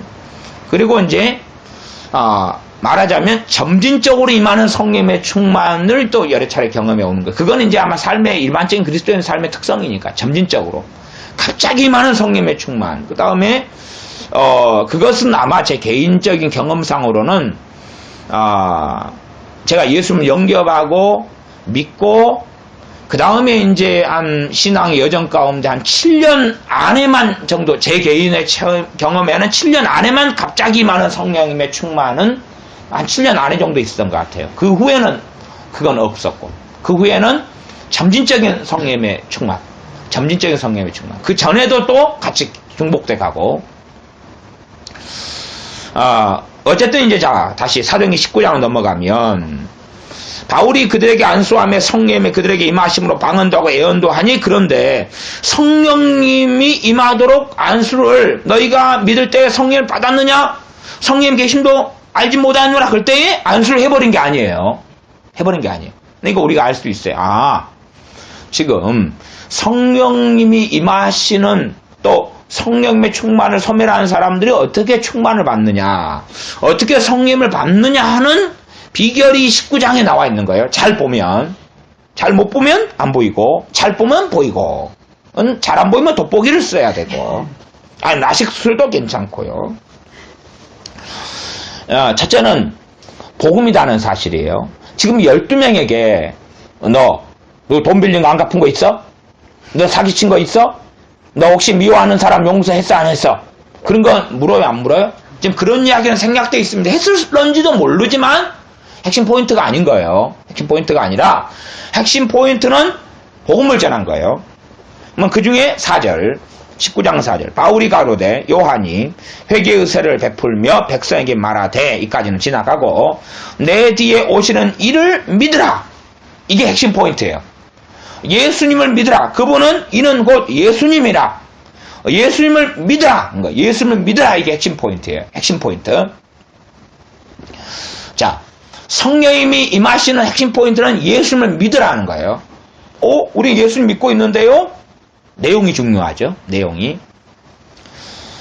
우리나라에 치유 사역 하시는 어느 목사님이 계시는데, 장 목사님이시라는 분인데, 이 장 목사님이시라는 분이 이제 우리 동네 여수에도, 이 부흥에도 자주 오시는 분이에요. 근데 이분이 죽게 되었어요. 병들어서 죽게 되었어요. 거기에서 이제 회개하고 그러면서 치유의 기름 부으심과 은사를 받았어요. 이제 거기에서 저는 자세한 내용을 뭐 그 목사님께 들은 게 아니기 때문에 앞뒤 꼭지는 모르겠어요. 모르는데 그분이 병을 예수의 이름으로 고치는데 정말 희한하게 병들이 고쳐져요. 희한하게. 그분이 부흥 집회를 하고 그냥 설교도 뭐 단조로워요. 그냥. 그리고 이제 병을 치유하는 시간이 되면 지금은 좀 많이 약해지셨더라고요. 근데 옛날에는 예를 들어서 500명이 근다 그러면 거기에서 한 50명이 고쳐져요. 병이. 근데 희한해요. 희한해. 그 목사님은 통합측 목사님인데 통합측에 대한 프라이드가 너무 강해서 그냥 맨날 우리 통합측 그래서 저는 사실 싫어해요. 교단주의가 너무 강하니까. 어쨌든 간에 한 500명이다 하면 50명이 고쳐지는데 눈에 보여버려요. 어떻게 보이냐 그러면 그분의 치유 은사는 좀 특이해가지고 주로 이제 뼈 쪽인 것 같아요. 뼈 쪽인 것 같아가지고 목이 안 좋은 사람은 그냥 성령의 막 기름 부으심으로 설교 끝난 다음에 치유 시간이 되면 목이 안 좋은 사람은 목을 돌려요. 그냥 돌리고 싶은 게 아니라 목을 자꾸 돌려. 그럼 뚜둑 해가지고 맞춰져가지고 오! 그래요. 그 다음에 허리를 돌려요. 뭐 어디 중간 쉬는 시간에 중간 체조 있잖아요. 체조 시간도 국민 체조 시간도 아니고 갑자기 뭐 허리를 돌려. 그러니까 뭐 우리 훌라후프 아니 이렇게 두 손을 올려가지고 뭐 이렇게 돌려요. 사람이 갑자기 이렇게 돌려. 이렇게 막 크게 돌려요. 할머니도 허리를 굽힌 사람이 막 갑자기 이렇게 막 돌리고. 그러니까 눈에 보여버려요. 치유가 일어난 사람은 재밌어요. 세상에 저게 뭐야. 목사님이 돌리기 시작 그런 것도 아니에요. 그냥 아무 말 안 해요. 그런 현상이나 일에 대해서는. 근데 허리를 돌리지 어깨를 돌리지 뭐 이렇게 이 오식den이 돼가지고 팔을 못 돌리는 사람이 뭐 어디 바람개비도 아니고 팔을 갖다 쉥쉥쉥 돌려요. 그래서 뚜둑 하면서 와 할렐루야 그래요. 500명이 모이면 50명이 막 그렇게 움직이고 어떤 때는 가면 한 300명 모였는데 그때는 좀 제가 가볼 때는 좀 적더라고요. 이제 그 몇 년 전에 갔을 때는 가운데 한 12명 이런 사람 성가대에 앉아있는 사람 한 2~3명하고 뒤에 있는 사람 이런 사람 그래가지고 막 몸을 움직여요. 그냥 몸을 움직여. 몸을 막 움직여. 막 몸을 이리 뒤틀고 저리 뒤틀고 막 풍차가 돌아가고 바람기가 돌아가고 선풍기가 돌아가고 에어컨이 돌아가고 막 몸을 울면서 치료가 돼요. 근데 이제 그러기 전에 그분이 먼저 하라는 게 있어요. 하라는 게 뭘 하냐 그러면 나는 예수님 피로 죄사함 받았다. 그걸 하라 그래요. 그걸 먼저 하라 그래요. 물론 그분은 나는 예수 피로 그렇게 말하지만 예수님 피가 맞죠. 주님이 자기 친구도 아니고 나는 예수님 피로 죄사함 받았습니다. 이런 걸 하라 그래요. 나는 예수님의 보혈로 나는 예수님의 피로 죄사함을 받았습니다. 이걸 하라 그래요. 그걸 하면서 성령의 치유의 역사로 기름을 부어요. 이게 이제 그 이야기입니다. 그 이야기. 요 이야기가 그거예요. 예수님을 믿으라 그 말이에요. 누구로 믿느냐? 우리가 다시금 항상 주님의 복음은 중요해요.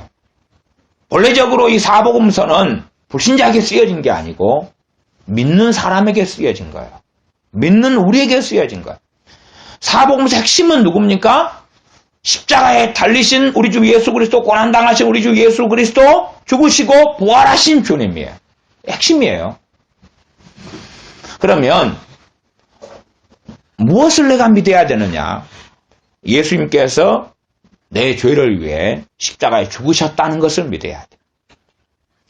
내가 어떤 존재이든지 어떤 사람이든지 혹은 창기든지 세리든지 할 것 없이 다시금 우리가 확인해야 될 믿음의 핵심 내용은 뭐냐 하면 예수님께서 무엇을 위해서 내 죄를 위하여 죽으셨다는 것. 예수님께서 내 죄를 위하여 죽으셨다는 것. 지금 이것이 지금 성령의 충만받는 전제고 확인이에요. 예수님께서 내 죄를 위해서 죽으셨다. 예수님께서 나를 위해 죽으셨다. 내 죄를 위해 죽으셨으니 내 죄는 사해졌어요? 안 사해졌어요? 사해졌어요. 물론 우리는 죄를 짓고 살아가지만 지금 일단은 그 죄를 짓는 그 양면성의 이야기는 제쳐놓고 또한 죄가 한번 사해졌으니까 과거 현재 미래 죄가 사해졌으니까 전혀 죄 없다 하는 구원파의 이야기하고는 전혀 다르게 그러나 분명히 내 죄를 위해 죽으셨기 때문에 내 죄는 용서받았어. 내 죄가 지금 있지만 그러나 하나님 말씀적으로는 또한 또 다른 측면에서는 내가 죄사함 받았다는 것, 죄 용서를 받았다는 것을 고백하고 믿어야 돼. 내가 죄의 용서를 받았다는 걸 믿어야 돼. 누구 때문에요? 주님 때문에. 그게 주님의 용서고 주님께서 내 죄를 위해서 죽으셨고 값을 지불하셨고 우리가 죄가 용서함 받았어요. 용서함 받은 것은 하나님의 용서예요. 하나님이 용서해 주셨으니까 내 죄가 죄사함 받은 거예요. 많은 사람이 회개 기도를 하지만 뭐가 약해지니까 열매를 못 맺냐 그러면 내가 죄사함 받았다는 것 속에서 회개 기도를 해야 돼. 그런데 그게 없어요. 죄 용서를 받으려고 발버둥을 쳐요. 그러나 죄 용서를 받아야 되지만 현재의 죄에 대하여 그러나 2000년 전에 또한 내 죄에 대하여서 죄 용서의 선포가 또한 선고가 내려졌다는 사실이에요. 주님의 십자가에서. 그래서 우리가 다시 확인해야 될 문제가 뭐냐 하면 내가 예수님께서 나의 화목제물이시다. 나의 죄를 위한 대속제물이셨고 속죄제물이셨고 화목제물이셨고 내 죄값을 지불하신 분이 주님이시다. 우리의 죄값을 지불하신 분이 예수님이시다. 그걸 믿는 거예요. 왜? 주님을 믿는 것은 주님을 그리스도로 믿는 거예요. 그리스도로 믿는 것. 주와 그 그리스도를 대적했다는 이야기를 아까 사도행전 4장에서 읽었어요. 그리스도예요. 그리스도는 기름 부음 받은 분을 이야기해요. 하나님 아버지께 우리를 위하여 기름 부음 받은 그 사명을 이야기하는데 무슨 사명입니까? 우리의 화목제물로서 우리의 어린 양으로서 기름 부음 받았어요. 그 기름 부음을 통하여 우리의 구원자로 기름 부음 받으신 거예요. 그러면 그리스도라고 예수님을 믿는 거. 그래서 예수 그리스도죠. 예수님은 우리의 그리스도인 거예요. 우리의 그리스도. 예수님을 믿는다는 것은 절대적으로 예수님께서 나의 어린 양이신 것. 내 죄를 지불하시기 위하여. 죄에 대한 값을 지불하시기 위하여. 그래서 돌아가시고 그래서 십자가를 지시고 그래서 손발에 못 박히시고 그래서 골고다 언덕길을 걸어가신 것을 믿어야 돼. 그것을 다시금 이 에베소 교회 12명에게 사도 바울은 다시 확인을 하고 있어요. 다시 확인하고 있는 거예요. 그러면서 간략하게는 예수님을 믿으라. 믿으라. 근데 믿으라 그럼 뭘 믿으라가 있잖아요. 단지 예수님을 믿으라만 되면 말이 안 돼요. 그러면 나를 믿으라. 그러면 그때는 이제 그건 우리가 내용을 알죠. 나를 믿으라 그러면 내 인격, 내 성격, 내 재산, 내가 당신을 사랑하는 것 그런 내용을 아는 가운데 뭐 부부간에면 나 못 믿어? 그러면 못 믿어. 네가 해온 행동이 뭔데? 뭐 그러기도 하고 아이 나 못 믿어? 아이 당신 믿을 만하지. 내용을 알고 있으니까 그렇게 쓰는 거예요. 마찬가지로 그래서 내용을 알고 있으니까 이렇게 쓰고 끝나는 거예요. 내용을 알고 있으니까. 그러면 우리 예수님을 믿는 사람들이 그냥 단지 예수님을 믿습니다가 아니라 내용이 각인돼 있고 내용을 붙잡는 가운데 믿습니다 해야 돼요. 그러지 그냥 예수님을 믿습니까? 믿습니다. 그래가지고 내용을 자꾸 버려버리는 사람들이 있어요. 그러면 길 지나가는 사람이 나 믿습니까? 그러면 길 지나가는 사람한테 예 믿습니다. 그러면은 코미디라 그래요. 서로 간에 그냥 말이 안 되죠. 이단 사이비 어떤 교주가 나온 거죠. 우리 주님께서 나를 믿느냐? 그럴 때에 주님이 어떤 분이신지 알면서 믿는 건데 가장 기본적인 출발점, 주님을 믿는 출발점은 주님께서 내 죄를 위하여 십자가에서 죽으셨다는 것입니다. 내 죄를 위하여 십자가에 죽으셨다. 그것도 성경적으로 정확히 하면 우리의 모든 죄를 위하여 십자가에 죽으셨다는 것. 우리의 모든 죄를 위하여 십자가에 죽으셨다. 그것이 성경의 내용이에요. 그러면 예수를 믿느냐 그럴 때 주님께서 나를 위해서 죽으셨고 내 죄를 위해 죽으셨습니다. 그리고 주님께서 내 죄를 위하여 값을 지불하셨습니다. 그러므로 주님의 피로 나는 죄의 용서를 받았습니다. 그것이 기본이 되고 근본이 되면서 야지만이 우리가 매일 짓는 삶의 죄에 대한 회개가 가능한 거예요. 그 근본이 없이 내 회개하는 행위와 죄를 고백하는 행위로 죄를 용서를 받으려는 사람들은 열매를 맺지 못해요.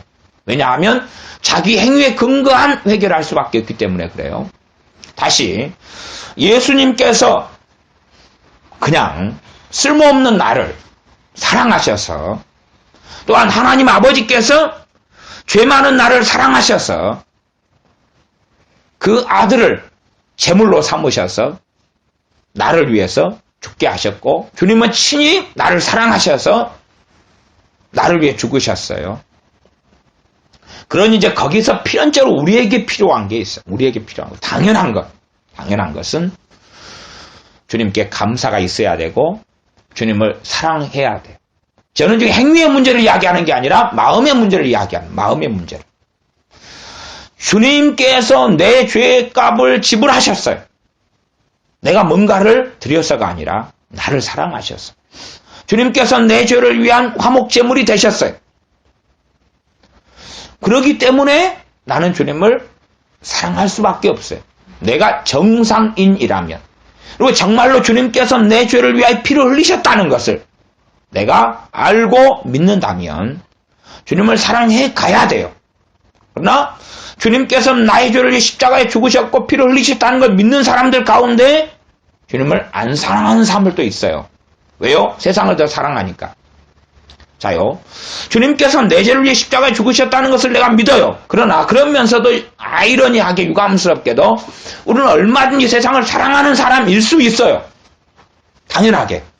그러나 이제는 그 사람들에게 성령님이 임하심으로 세상을 사랑하는 삶이 아니라 주님을 사랑하는 삶을 살 수 있게 되는 거예요. 자, 갈라디아서를 보겠습니다. 신약성경 갈라디아서를 보겠습니다. 갈라디아서 갈에빌골 그렇게 갑니다. 갈라디아서 5장입니다. 갈라디아서 5장 말씀. 갈라디아서 5장 말씀. 5장 16절부터 제가 읽습니다. 갈라디아서 5장 16절 17절 제가 읽습니다. 내가 이르노니 너희는 성령님을 조차 행하라. 그리하면 성령의 욕심을 이루지 아니하리라. 전제는 뭐냐 하면 성령님을 받은 사람들 이야기하는 거예요. 성령님을 따라 행하라. 성령님을 조차 행하라. 따라 행하라. 따라 행하려는데 없어요. 있어야지 따라 행하지. 그러니까 이런 것은 아까 기독교 윤리로서는 어떻게 못한다 그랬어요. 괜히 생각해 보세요. 성품학교 같은 거, 그런 거에서 가장 중요한 것 중에 하나로 성령님을 따라 행하시오. 그렇게 한다 그러면은 교회가 어찌 되겠어요? 목사님은 그런 이야기 하면 큰일 나버리는 거예요. 성령님을 따라 행하시오. 그것은 이걸 설교하는 목사님이 있다 그래도 막 이렇게 해가지고 합리화하고 변명하는 가운데 막 어쩌고저쩌고 해야 될 거예요. 안 그러겠어요? 자기가 감당하지 못하고 자기도 모르는 이야기가 많은데 성령님을 따라 행하라. 그런 것은 설교하는 것도 위험한 거예요. 이런 건 왜 성품적으로는 그냥 사랑해라는 건 안전한데 성령님을 따라 행하시오 그러면은 무슨 일이 벌어질 줄 알아요? 성령님은 얼마나 위험한 분이냐 그 말이에요. 목회자들한테는 또 대부분의 이 어떤 사람들한테는 성령님은 정말 위험한 분입니다. 성령님 우리의 통계를 받습니까? 그분은 삼위 하나님이셔요. 통계를 안 받으셔요. 통계를 안 받으셔요.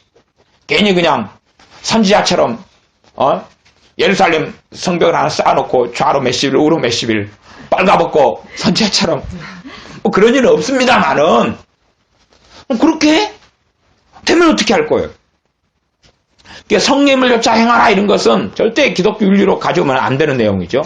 그래야지 기독교라는 종교를 못 만들어요. 성령님을 쫓아 행하라. 그러니까 성령님을 따라 행하려면 성령님의 역사가 우리 안에 있어야지만이 따라 행하지요. 아무것도 없는데 따라 행하려고도 아무것도 없어요. 아무것도 없어요. 왜? 성령님의 충만이 없거나 성령님의 기름 부으심이 없거나 성령님이 임하지 않은 사람들은 믿는 사람이라도 성령님을 따라 행하라. 근데 성령님을 따라 행할 수가 없어요. 그래서 성령님께서 믿는 사람에게 임하셔야 돼요. 그래야지만이 그리스도의 법을 성취할 수 있고 하나님을 기쁘시게 할 수 있어요. 왜요? 성령님을 따라 삶으로. 성령님을 따라 삶으로. 근데 성령님을 따라 살려는데 모르겠어요. 어디 계셔? 성령님 출장 가셨나? 제주도 가셨나? 서울 가셨나? 몰라. 3년 뒤에 나타나실 것 같은데. 그렇게 되는 상황이 사실은 많은 믿는 사람의 상황이에요. 그 성령님을 따라 행하려고 그래도 모르겠어요. 못 따라요. 없으니까. 아니, 계시겠죠. 믿는 사람이 임하여 계시겠죠. 그러나 이 사도행전 19장으로 이야기할 때는 성령님이 임하지 않았다 그 말이에요. 그런 사람이 많고 또한 예루살렘 교회로 할 때에 성령님의 충만을 받지 않은 거예요. 충만을 받지 않아요. 다시 충만받는 전제는 그랬습니다. 주 예수님을 믿으라요. 믿으라. 그냥 나 예수 믿는데요. 그래가지고는 안 되는 상황이에요. 나 예수 믿는데요. 그래서는 안 되고 예수님께서 나의 죄를 위해서 죽으셨습니다. 예수님께서 나의 죄값을 지불하셨습니다. 예수님께서 골고다 언덕길을 걸어가신 것은 나 때문입니다. 예수님께 십자가에 죽으신 것은 나의 죄 때문입니다. 주님께서 부활하신 것은 나를 의롭다 하시기 위해서 부활하셨습니다. 나를 천국 보내기 위해서 부활하셨습니다. 그냥 주님의 부활이 필요하기 때문이 아니라 로마서의 말씀에 의하면 나를 의롭다 하시려고 부활하셨다라고 말씀해요. 주님의 십자가의 피 흘리심은 내 죄를 위한 피 흘리심이었습니다. 그러므로 주님의 죽으심으로 내 죄가 용서받았습니다. 그건 한 번, 두 번 반복하고 말한다 해서 깊이 있게 뿌리내리지 않습니다. 다시 고백하고 다시 노래하고 다시 묵상하고 그렇게 해야 됩니다. 그때 이제 무슨 준비가 됩니까? 성령님이 임할 준비가 돼요. 왜요? 성령님이 임하는 이유는 뭐냐 하면 우리로 하여금 주님의 길을 걷기 위하여 임하는 거예요. 근데 내가 십자가의 복음을 통하여 주님을 사랑하게 안 되면 성령님이 임했는데 빨리 까먹어버리고 소멸해버려요. 그리고 나를 위한 성령으로 만들죠. 그리스도를 위한 성령님이 아니라 사도행전 4장에도 자신들에게 기도해요. 그 교회가 주님의 복음을 담대하게 전하게 해주십시오. 거룩한 종 예수님의 이름으로 병이 고쳐지게 해주십시오. 하는 정말 하나님을 위한 삶을 위하여서 기도해요. 그 교회가. 그때에 성령님의 충만을 부어주시는 거예요. 그러니 많은 사람들이 자기의 영광, 자기의 성공, 자기의 성취, 자기의 평안, 문제 해결 등을 위하여 성령님을 구하거나 상처 치유, 한, 절망 때문에 성령님을 구하는 사람들에게는 성령님이 그렇게 임하실 수가 없어요. 그것 때문에 많은 믿는 사람들이 성령님을 구하여도 받지 못하는 거죠. 성령 충만을 구하여도 받지 못해요. 그러니 주님을 사랑하고 있는 사람은 주님을 기쁘시게 하고 싶어요. 그때 성령님을 구할 때 성령님이 임하시고 역사하시고 충만케 하셔요. 주님을 사랑하려면 어떻게 사랑해야 되느냐? 주님께서 나를 위해서 나를 먼저 사랑하셨어. 피 흘리시고 죽으셨다는 것. 내 죄를 위하여 죽으셨다는 것을 다시 믿고 거기에 머물러 있을 때에 주님을 더 사랑하게 되어져. 우리가 여행을 갔다 와서 남는 것은 대부분 사진밖에 없잖아요. 사진을 볼 때 와, 이것이 아름다웠구나. 그거 되새김질하지요. 그래서 실제로 볼 때보다 사진을 볼 때 감동이 더 좋을 수도 있어요. 그죠? 결혼식 사진 찍을 때는 막 그냥 정신없이 막 헐렁헐렁 해가지고 막 그냥 찍다가 사진 찍어놓은 결혼식 사진을 볼 때 감동이 이제 진짜 일어나는 거죠. 사진 찍을 때는 정신이 하나도 없으니까 웃으세요. 왜 얼굴 찡그리고 있어요? 신부, 눈썹이 왜 치켰던 눈썹이에요? 막, 정신없이 식사가? 이제 그 다음에 볼 때 감동이 오겠죠. 네? 또 힘들게 어렵게 결혼했다면 더 그러겠죠. 마찬가지로 주님을 믿었는데 정신없이 믿었어요. 영접기도 하다 보니까 막 복음 전하고 뭐 어쩌고 정신없이 믿었다가 이제 다시 주님의 십자가를 묵상하고 다시 그러면서 주님의 십자가를 묵상하면 할수록 정상적인 흐름은 주님을 더 사랑하게 되는 거예요. 더 사랑하게 되는 거예요. 심지어 부모는 나를 버리고 세상 사람은 나를 버려도 주님은 나를 버리지 아니하신다는 것을 알죠. 왜? 버리시려고가 아니라 구원하시려고 십자가를 지셨기 때문에 그렇습니다. 나를 구원하시려고 십자가를 지시고 피를 흘리셨어요. 그 주님의 십자가를 묵상하는 사람들은 더 주님을 사랑하게 돼요. 그런 사람들은 준비가 되는 거예요. 성령님께서 충만히 마셔도 성령의 충만을 주님을 따르는 길, 따르는 좁은 길, 주님을 따라 행하는 삶의 길을 걸을 준비가 되는 거죠. 그러나 그 준비가 되지 않은 사람들은 하나의 기독교라는 종교를 믿고 자기의 기독교 윤리를 가지기도 하고 자기의 열심, 자기의 평안, 자신의 안일, 자신의 성공, 문제 해결 등을 위하여 뭐 성령 충만만 받으면 된다네 해서 구할 수 있어요. 아니면 무관심하죠. 또 많은 믿는 사람이 원하는 성령의 충만은 뭐냐 그러면 자기의 지배를 받는 성령의 충만이에요. 자동차 같은 걸 원하는 거다 그 말이에요. 내가 운전해서 가고 싶은 대로 가는 거예요. 아니면 돈 같은 거예요. 내가 이 돈을 가지고 이리 쓰고 저리 쓰고 하는 그런 식의 성령 충만이에요. 성령의 충만을 주면 내가 그걸 가지고 적금 통장처럼 연금처럼 재산처럼 차처럼 비행기처럼 에어컨처럼 쓰는 거예요. 그래서 진짜 성령 충만은 누구의 지배를 받는 거예요? 성령님의 지배를 받는 거예요. 근데 그런 사람들이 안 돼버려요. 왜? 아니 내 인생은 나요 나. 성령님께서는 주님의 영으로서 행하시기 때문에 주님이 주인 되시는 삶을 살게 하시는 거예요. 그러나 그것이 가장 사람으로서 사람다운 삶이고 가장 아름다운 삶이고 사람의 본분이고 나란 존재가 가장 빛나는 거예요. 왜? 하나님의 창조 형상을 회복하는 것이 가장 참된 나가 되는 거예요. 내 성품이 살아나고 내 기질이 살아나고 나란 창성이 살아나고 주님 안에서만 참된 자유가 있거든요. 참된 자유를 누리고 살아가는 참된 나로서 하나님이 본래 나를 만드신 그 형상을 회복하는 거예요.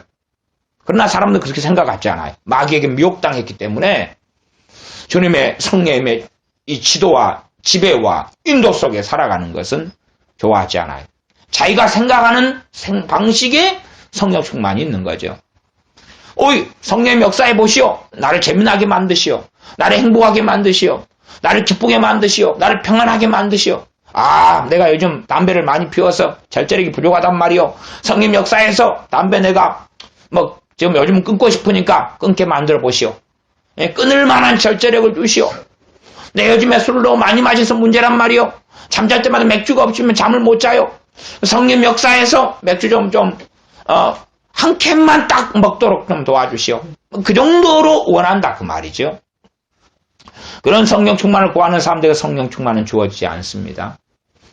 그래서 다시금 십자가의 복음으로 돌아가서 성령님의 역사를 소멸했거나 성령님이 임하시기를 원하거나 충만받기를 원하는 사람들은 다시 십자가의 복음의 제자로 돌아가서 예수님을 믿느냐 믿음의 내용은 무엇이냐를 다시 확인해야 됩니다.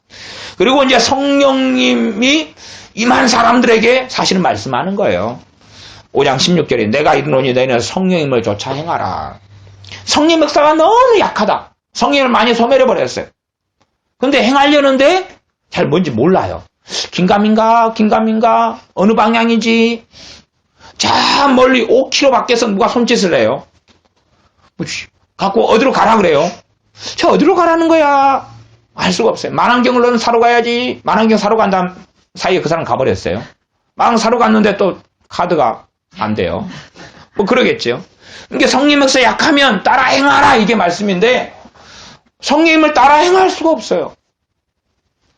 그리하면 육체의 욕심을 이루지 아니하리라. 성령님의 충만이 강할수록 육체의 욕심이 약해져요. 그러니까 육체의 욕심을 따라 행하지 않게 되죠. 그리스도인의 삶에 놀라운 것이 이 5장에 나와 있어요. 물론 갈라디아서는 복음을 전하는 복음에 정말 깊이 있는 것이 갈라디아서예요. 다른 복음을 쫓아버린 갈라디아 지역의 교회들에게 다시 복음을 전하고 있어요. 그러면서 복음의 내용 속에 누가 들어가 있는 거예요? 성령을 따라 살아가는 삶이 들어가 있는 거예요. 복음의 연장선 속에서. 마찬가지입니다. 로마서도 그래요. 사실은 알고 보면. 그래서 로마 8장에 보면 생명의 성령의 법이 죄와 사망의 법에서 너희를 해방하였습니다. 그러면서 성령님이 인도하심 받는 삶을 로마서가 이야기해요. 그러니 뭐 로마서 어쩌고저쩌고 안다 선 이야기하고 설교하고 뭐 한다 해도 이 성령 역사를 제대로 전하지 않는 사람들은 뭘 몰라도 한참 모르는 사람들이에요. 17절 육체의 소욕은 육체의 욕망이에요. 육체의 욕망, 육체의 소욕은 성령을 거스리고 성령님의 욕망, 성령님의 소욕, 성령님의 원하심은 육체를 거스리나니 이 둘이 서로 대적함으로 너희의 원하는 것을 하지 못하게 하려 함이니라. 원하는 것이 있겠죠.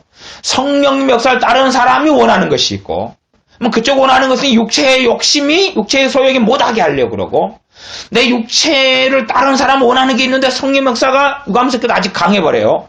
그러니까 방해를 해버리죠. 이게 내 육체의 욕망과 육체의 욕망과 비등하게 성령의 역사가 있다 그러면 꼼짝 마요. 꼼짝마. 이도저도 그냥 아닌 거. 그 다음에 성령님의 소욕, 성령님의 역사, 성령님의 충만케 하심이 내 육체의 욕망보다 더 세다면 이기기가 쉬워요. 그래서 18절로 가면 너희가 만일 성령이 인도하시는 바가 되면 율법 아래 있지 아니하려. 율법은 뭡니까? 정죄하죠. 율법은 심판해요. 율법은 죄 정함을 가져와요. 왜? 법이니까 그래. 법이니까. 칭찬보다는 심판과 정죄와 저주를 가져와요. 그러니 율법 아래에 있다 그 말은 저주를 그대로 받아요. 그래서 율법에 있는 율법의 저주에서 너희를 해방시키셨습니다. 이것이 이제 갈라디아 3장 이야기예요. 제가 가계 저주나 이런 거 설명하면서 그런 부분을 또 다루고 옛날 갈라디아서 강의하면서 다루었어요. 그러니까 율법의 저주에서 우리를 해방시켰는데 성령이 인도하시는 바 속에 안 들어가면 율법 아래에 있으니까 저주 아래 그대로 있는 거예요. 이해되지요? 그러지 성경을 갈라디아 3장 같은 율법의 저주에서 우리를 속량하셨다는 말씀을 가지고 자동적으로 다 저주는 없어졌어요. 10계명, 2계명에 우상숭배를 통하여 3대, 4대까지 저주를 받는 것은 없어요. 죄에 대한 보응과 갚음을 받는 게 없어요. 그건 또라이예요. 왜? 아니 성경을 왜 3장만 보지 말고 5장까지 보면 알 거 아니에요. 성령이 인도하시는 바가 안 되면 율법 아래 있단 말이에요. 율법 아래는 뭐가 있어요? 저주가 있어요. 그래서 성령이 인도하시는 바 따라야지만이 법의 지배를 안 받아요. 그럼 우리가 법은 교통법이 있으면 거기에 걸려버리면 벌금 내야 되잖아요. 형법이 있으면 거기 걸려버리면 고발당하고 고소당하고 그잖아요. 또 세무법이 있으면 거기 걸려버리면 세무 감사당하고 막 벌금 내고 뭐 감옥에 갇히고 그러잖아요. 그게 법 아래에 있는 거예요. 율법 아래에 있는 거예요. 그래서 10계명 같은 경우가 율법이잖아요. 그걸 어기면 어째요? 그에 대한 심판을 받아야 돼요. 그에 대한 징벌을 받아야 되는 거예요. 10계명이 있으면 마찬가지예요. 그 다음에 이제 19절부터는 육체의 일은 육체의 욕망, 육체의 소욕, 이 무슨 열매를 맺으려 하느냐? 이거 현재하다 말은 분명하다 그 말입니다. 분명하니 음행과 더러운 것과 호색과 우상숭배와 이 육체가 강해질수록 이게 점점 많아지는 거예요. 많아져요. 우상숭배도 왜 우상을 숭배합니까? 기복적인 것 때문에 그래요. 또 두려움 때문에 그러기도 해요. 또한 사람이 무서워서 그러기도 해요. 내 후손이 잘 되게 하려고 지금도 산에 등산을 좀 가보면 지금 돌탑 어마어마하게 쌓아집니다. 왜? 우상숭배예요 그거. 왜 그렇습니까? 육체가 강해지니까 그럼 육체가 강해지니까 돌탑을 막 쌓는 거예요. 신령해져서 그런 게 아니에요. 왜 그냥 관세음 보살상 불상을 만듭니까? 육체의 소욕이 강해지니까 우상을 만드는 거예요. 제주도 가니까 그냥 하루방에 무진장 많아요. 그래서 저는 기분 나빠가지고 제주도에서 초콜릿을 샀어요. 그래서 초콜릿 하루방을 씹어 먹었어요. 이 나쁜 놈들! 너희들이 지금 제주도에 복음화가 안 되게 하는 나쁜 놈들이야! 그리고 제가 초콜릿 한 2통을 먹었어요. 제주도 하루방을 무너뜨리기 위해서. 믿거나 말거나. 이게 하루방을 어마어마하게 써놔요. 저기 우리 섬진강에 가면 섬진강이 그 섬자가 두꺼비 섬자예요. 그래서 과거에 외구가 침략했을 때에 이 두꺼비들이 막 울어가지고 외구가 놀래가 도망갔다 그래요. 그러니까 섬진강가에 가면 두꺼비를 갖다가 그냥 우상을 숭배하거든요. 이게 두꺼비를 곳곳에 만들어놨어요. 곳곳에. 섬 두꺼비를 갖다가 어이구 우리 두꺼비님 거기에서 때가 되면 또 매구를 치고 장구를 치고 북을 치고 꽹가를 치면서 대진머를 올려놓고 또 두꺼비한테 또 옛날에 했던 것처럼 우리를 보호해 주소서 이렇게도 가는 거예요. 이 육체의 소욕이 날마다 강해지고 갈수록 무상숭배 속에 들어가고 술수는 여기서는 이제 여러 가지 해석되는데 그 중에 하나는 이 마술은 뭡니까? 그거요. 우리가 부적을 붙이는 거, 그 다음 토정비계를 보는 거, 관상을 보는 거, 사주를 보는 거 이런 겁니다. 그다음 원수를 맺는 것, 그냥 등을 돌리고 영구히 싫어하고 미워하고 저주하고 이런 관계. 육체가 강해지니까 분쟁이 많아져요. 시기도 많아져요. 분념도 많아져요.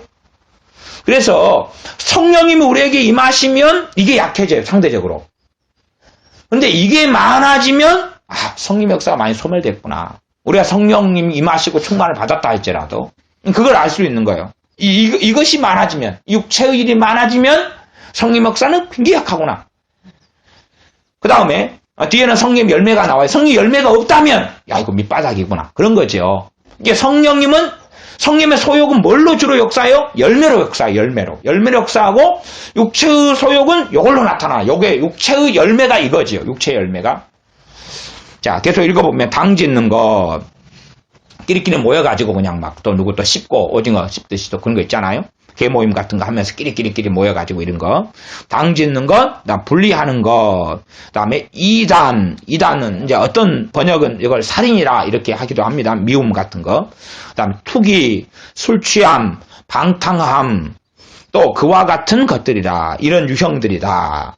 전에 너희에게 경계한 것 같이 경계하노니 이런 일을 하는 자들은 하나님의 나라를 유업으로 받지 못한다. 이게 말하자면 이것을 한다고 천국 못 들어간다 이런 거라기보다는 이런 육체일 속에 계속 들어가 살다 보면 이제 누구를 부인하게 됩니까? 주님을 부인하는 거예요. 이게 어느 때까지는 뭐 주님이 참아주시지만 어느 때를 넘어서면 그런 믿음을 잃어버려요. 그래서 제가 13년 동안 예수님을 안 믿은 채로 교회 다녔던 것처럼 그렇게 다닐 수 있다 그 말이에요. 그러나 이제 믿음을 상실해버립니다. 믿음의 상실은 구원의 상실이죠.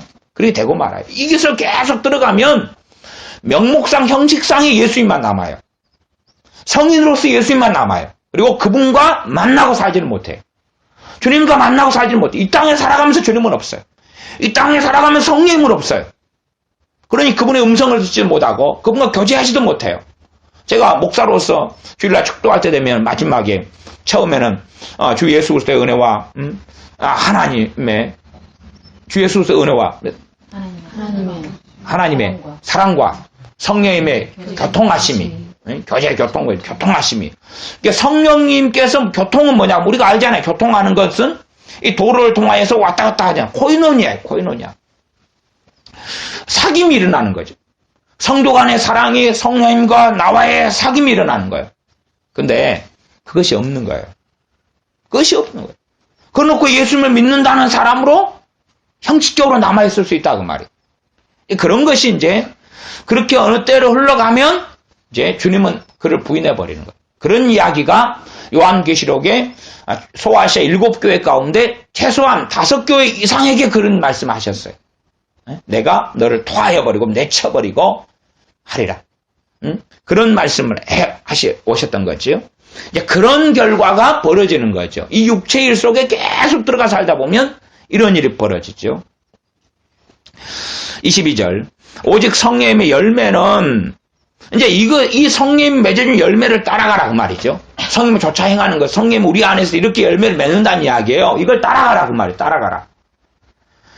그래서 예수님을 바르게 참으로 그분이 우리를 위해서 어떤 분이 되셨고 어떤 그리스도가 되셨고 어떻게 우리의 죄를 위하여 죽으셨는가를 믿고 알면 주님을 사랑하고 성령이 임할 준비가 되고 성령의 충만을 받을 자격이 되는 거예요.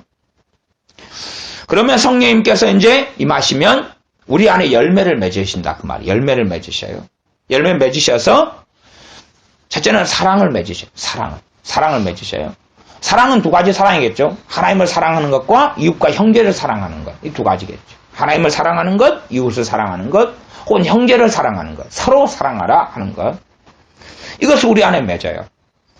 더 근원적으로는 이 사랑은 더 포괄적이어서 하나님께서 나를 사랑하시는 것을 누려요. 그러니까 이 하나님이 나를 사랑하시는 것, 우리 주 예수님께서 나를 사랑하시는 걸 누릴 때에 십자가 복음은 살아나지요.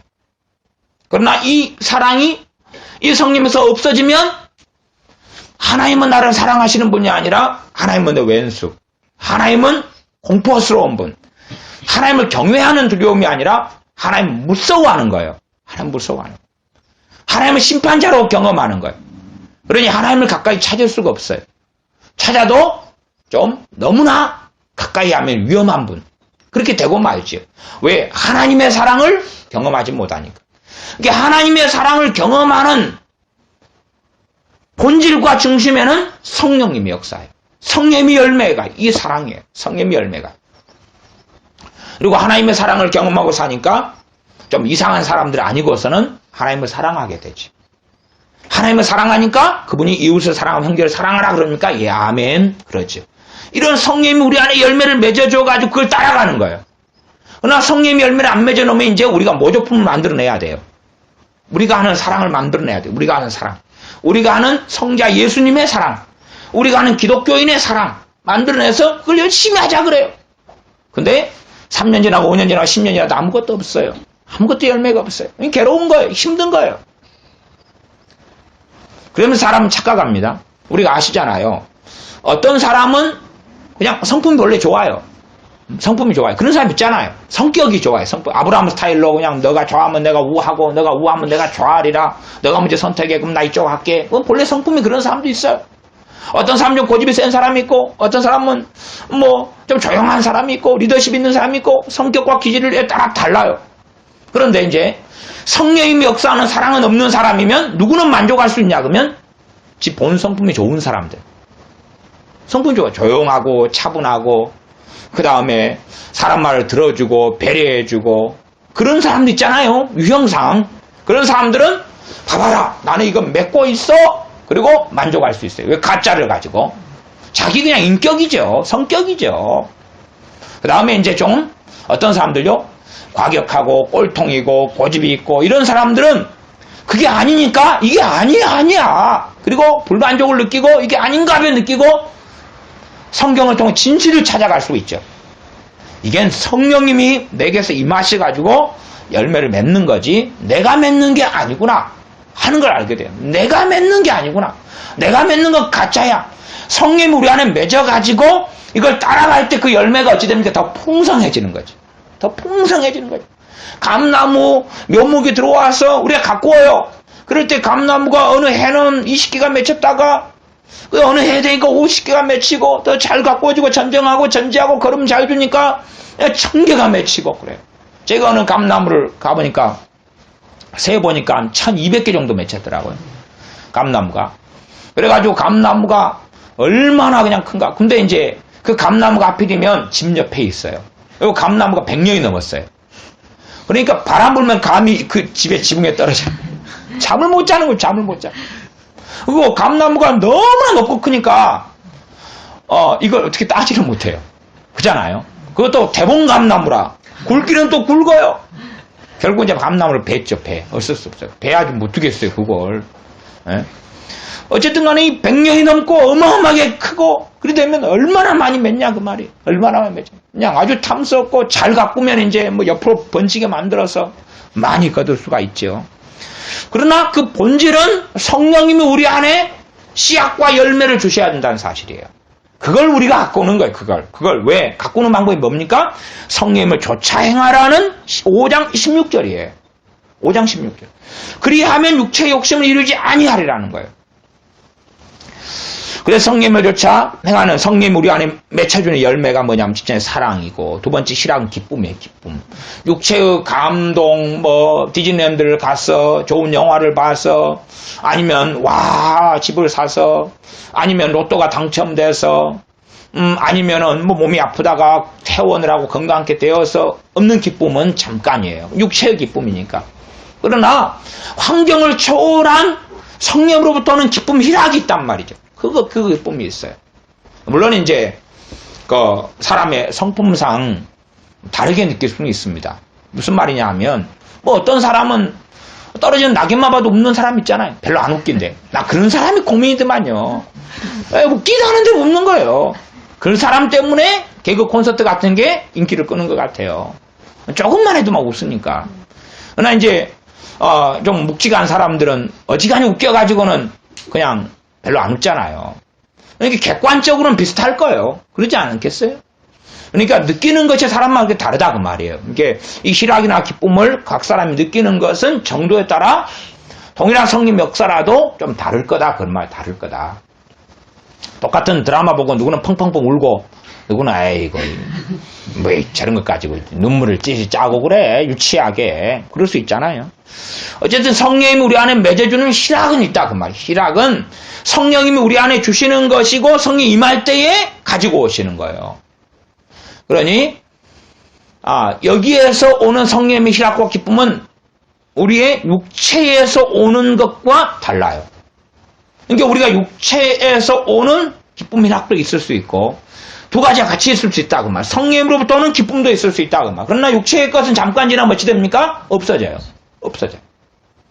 맛있는 걸 막 제가 뷔페집에 가서 그러잖아요. 막 그 14,800원짜리 900원짜리인가 그 스시공감 이런 데 가가지고 갈 때까지는 너무 기분 좋아요. 한 접시 먹을 때도 너무 좋아요. 두 접시까지 너무 기뻐. 세 접시 때부터는 어떻게 본전을 뽑을까. 벌써 배가 불러오는데 네 접시 먹을 때는 무리한 거야. 근다고 본전을 안 뽑을 수는 없어. 다섯 접시까지는 먹고 가야 돼. 그리고 이제 배탈이 나죠. 그러니까 그 육체의 행복이나 만족이라는 것은 오래는 안 가요. 오래는 안 가요. 자, 그래서 희락이 있고 그다음 화평이요. 화평은 피스입니다. 피스, 화평, 다른 말로 평안 그러기도 해요. 이것은 좀 광범위한 것. 첫째는 성령님께서 역사하시니까 하나님과 내가 우리 주 예수님의 피로 화평케 되었다는 것을 느끼고 누리고 체험해요. 이 화평이 역사하기 때문에 하나님을 아버지로 담대히 나아가요. 우리 주 예수님 때문에 내가 오늘 허물이 있고 쓸모없고 넘어졌고 절망하고 좌절하고 탄식함에도 불구하고 성령 화평이 역사해요. 이 화평은 내 행위에 의한 게 아니라 우리 주 예수 그리스도의 십자가로 인한 거기 때문에 아버지 하나님 그리고 하나님을 아버지로 믿어지고 그렇게 나아갈 수 있게 해줘요.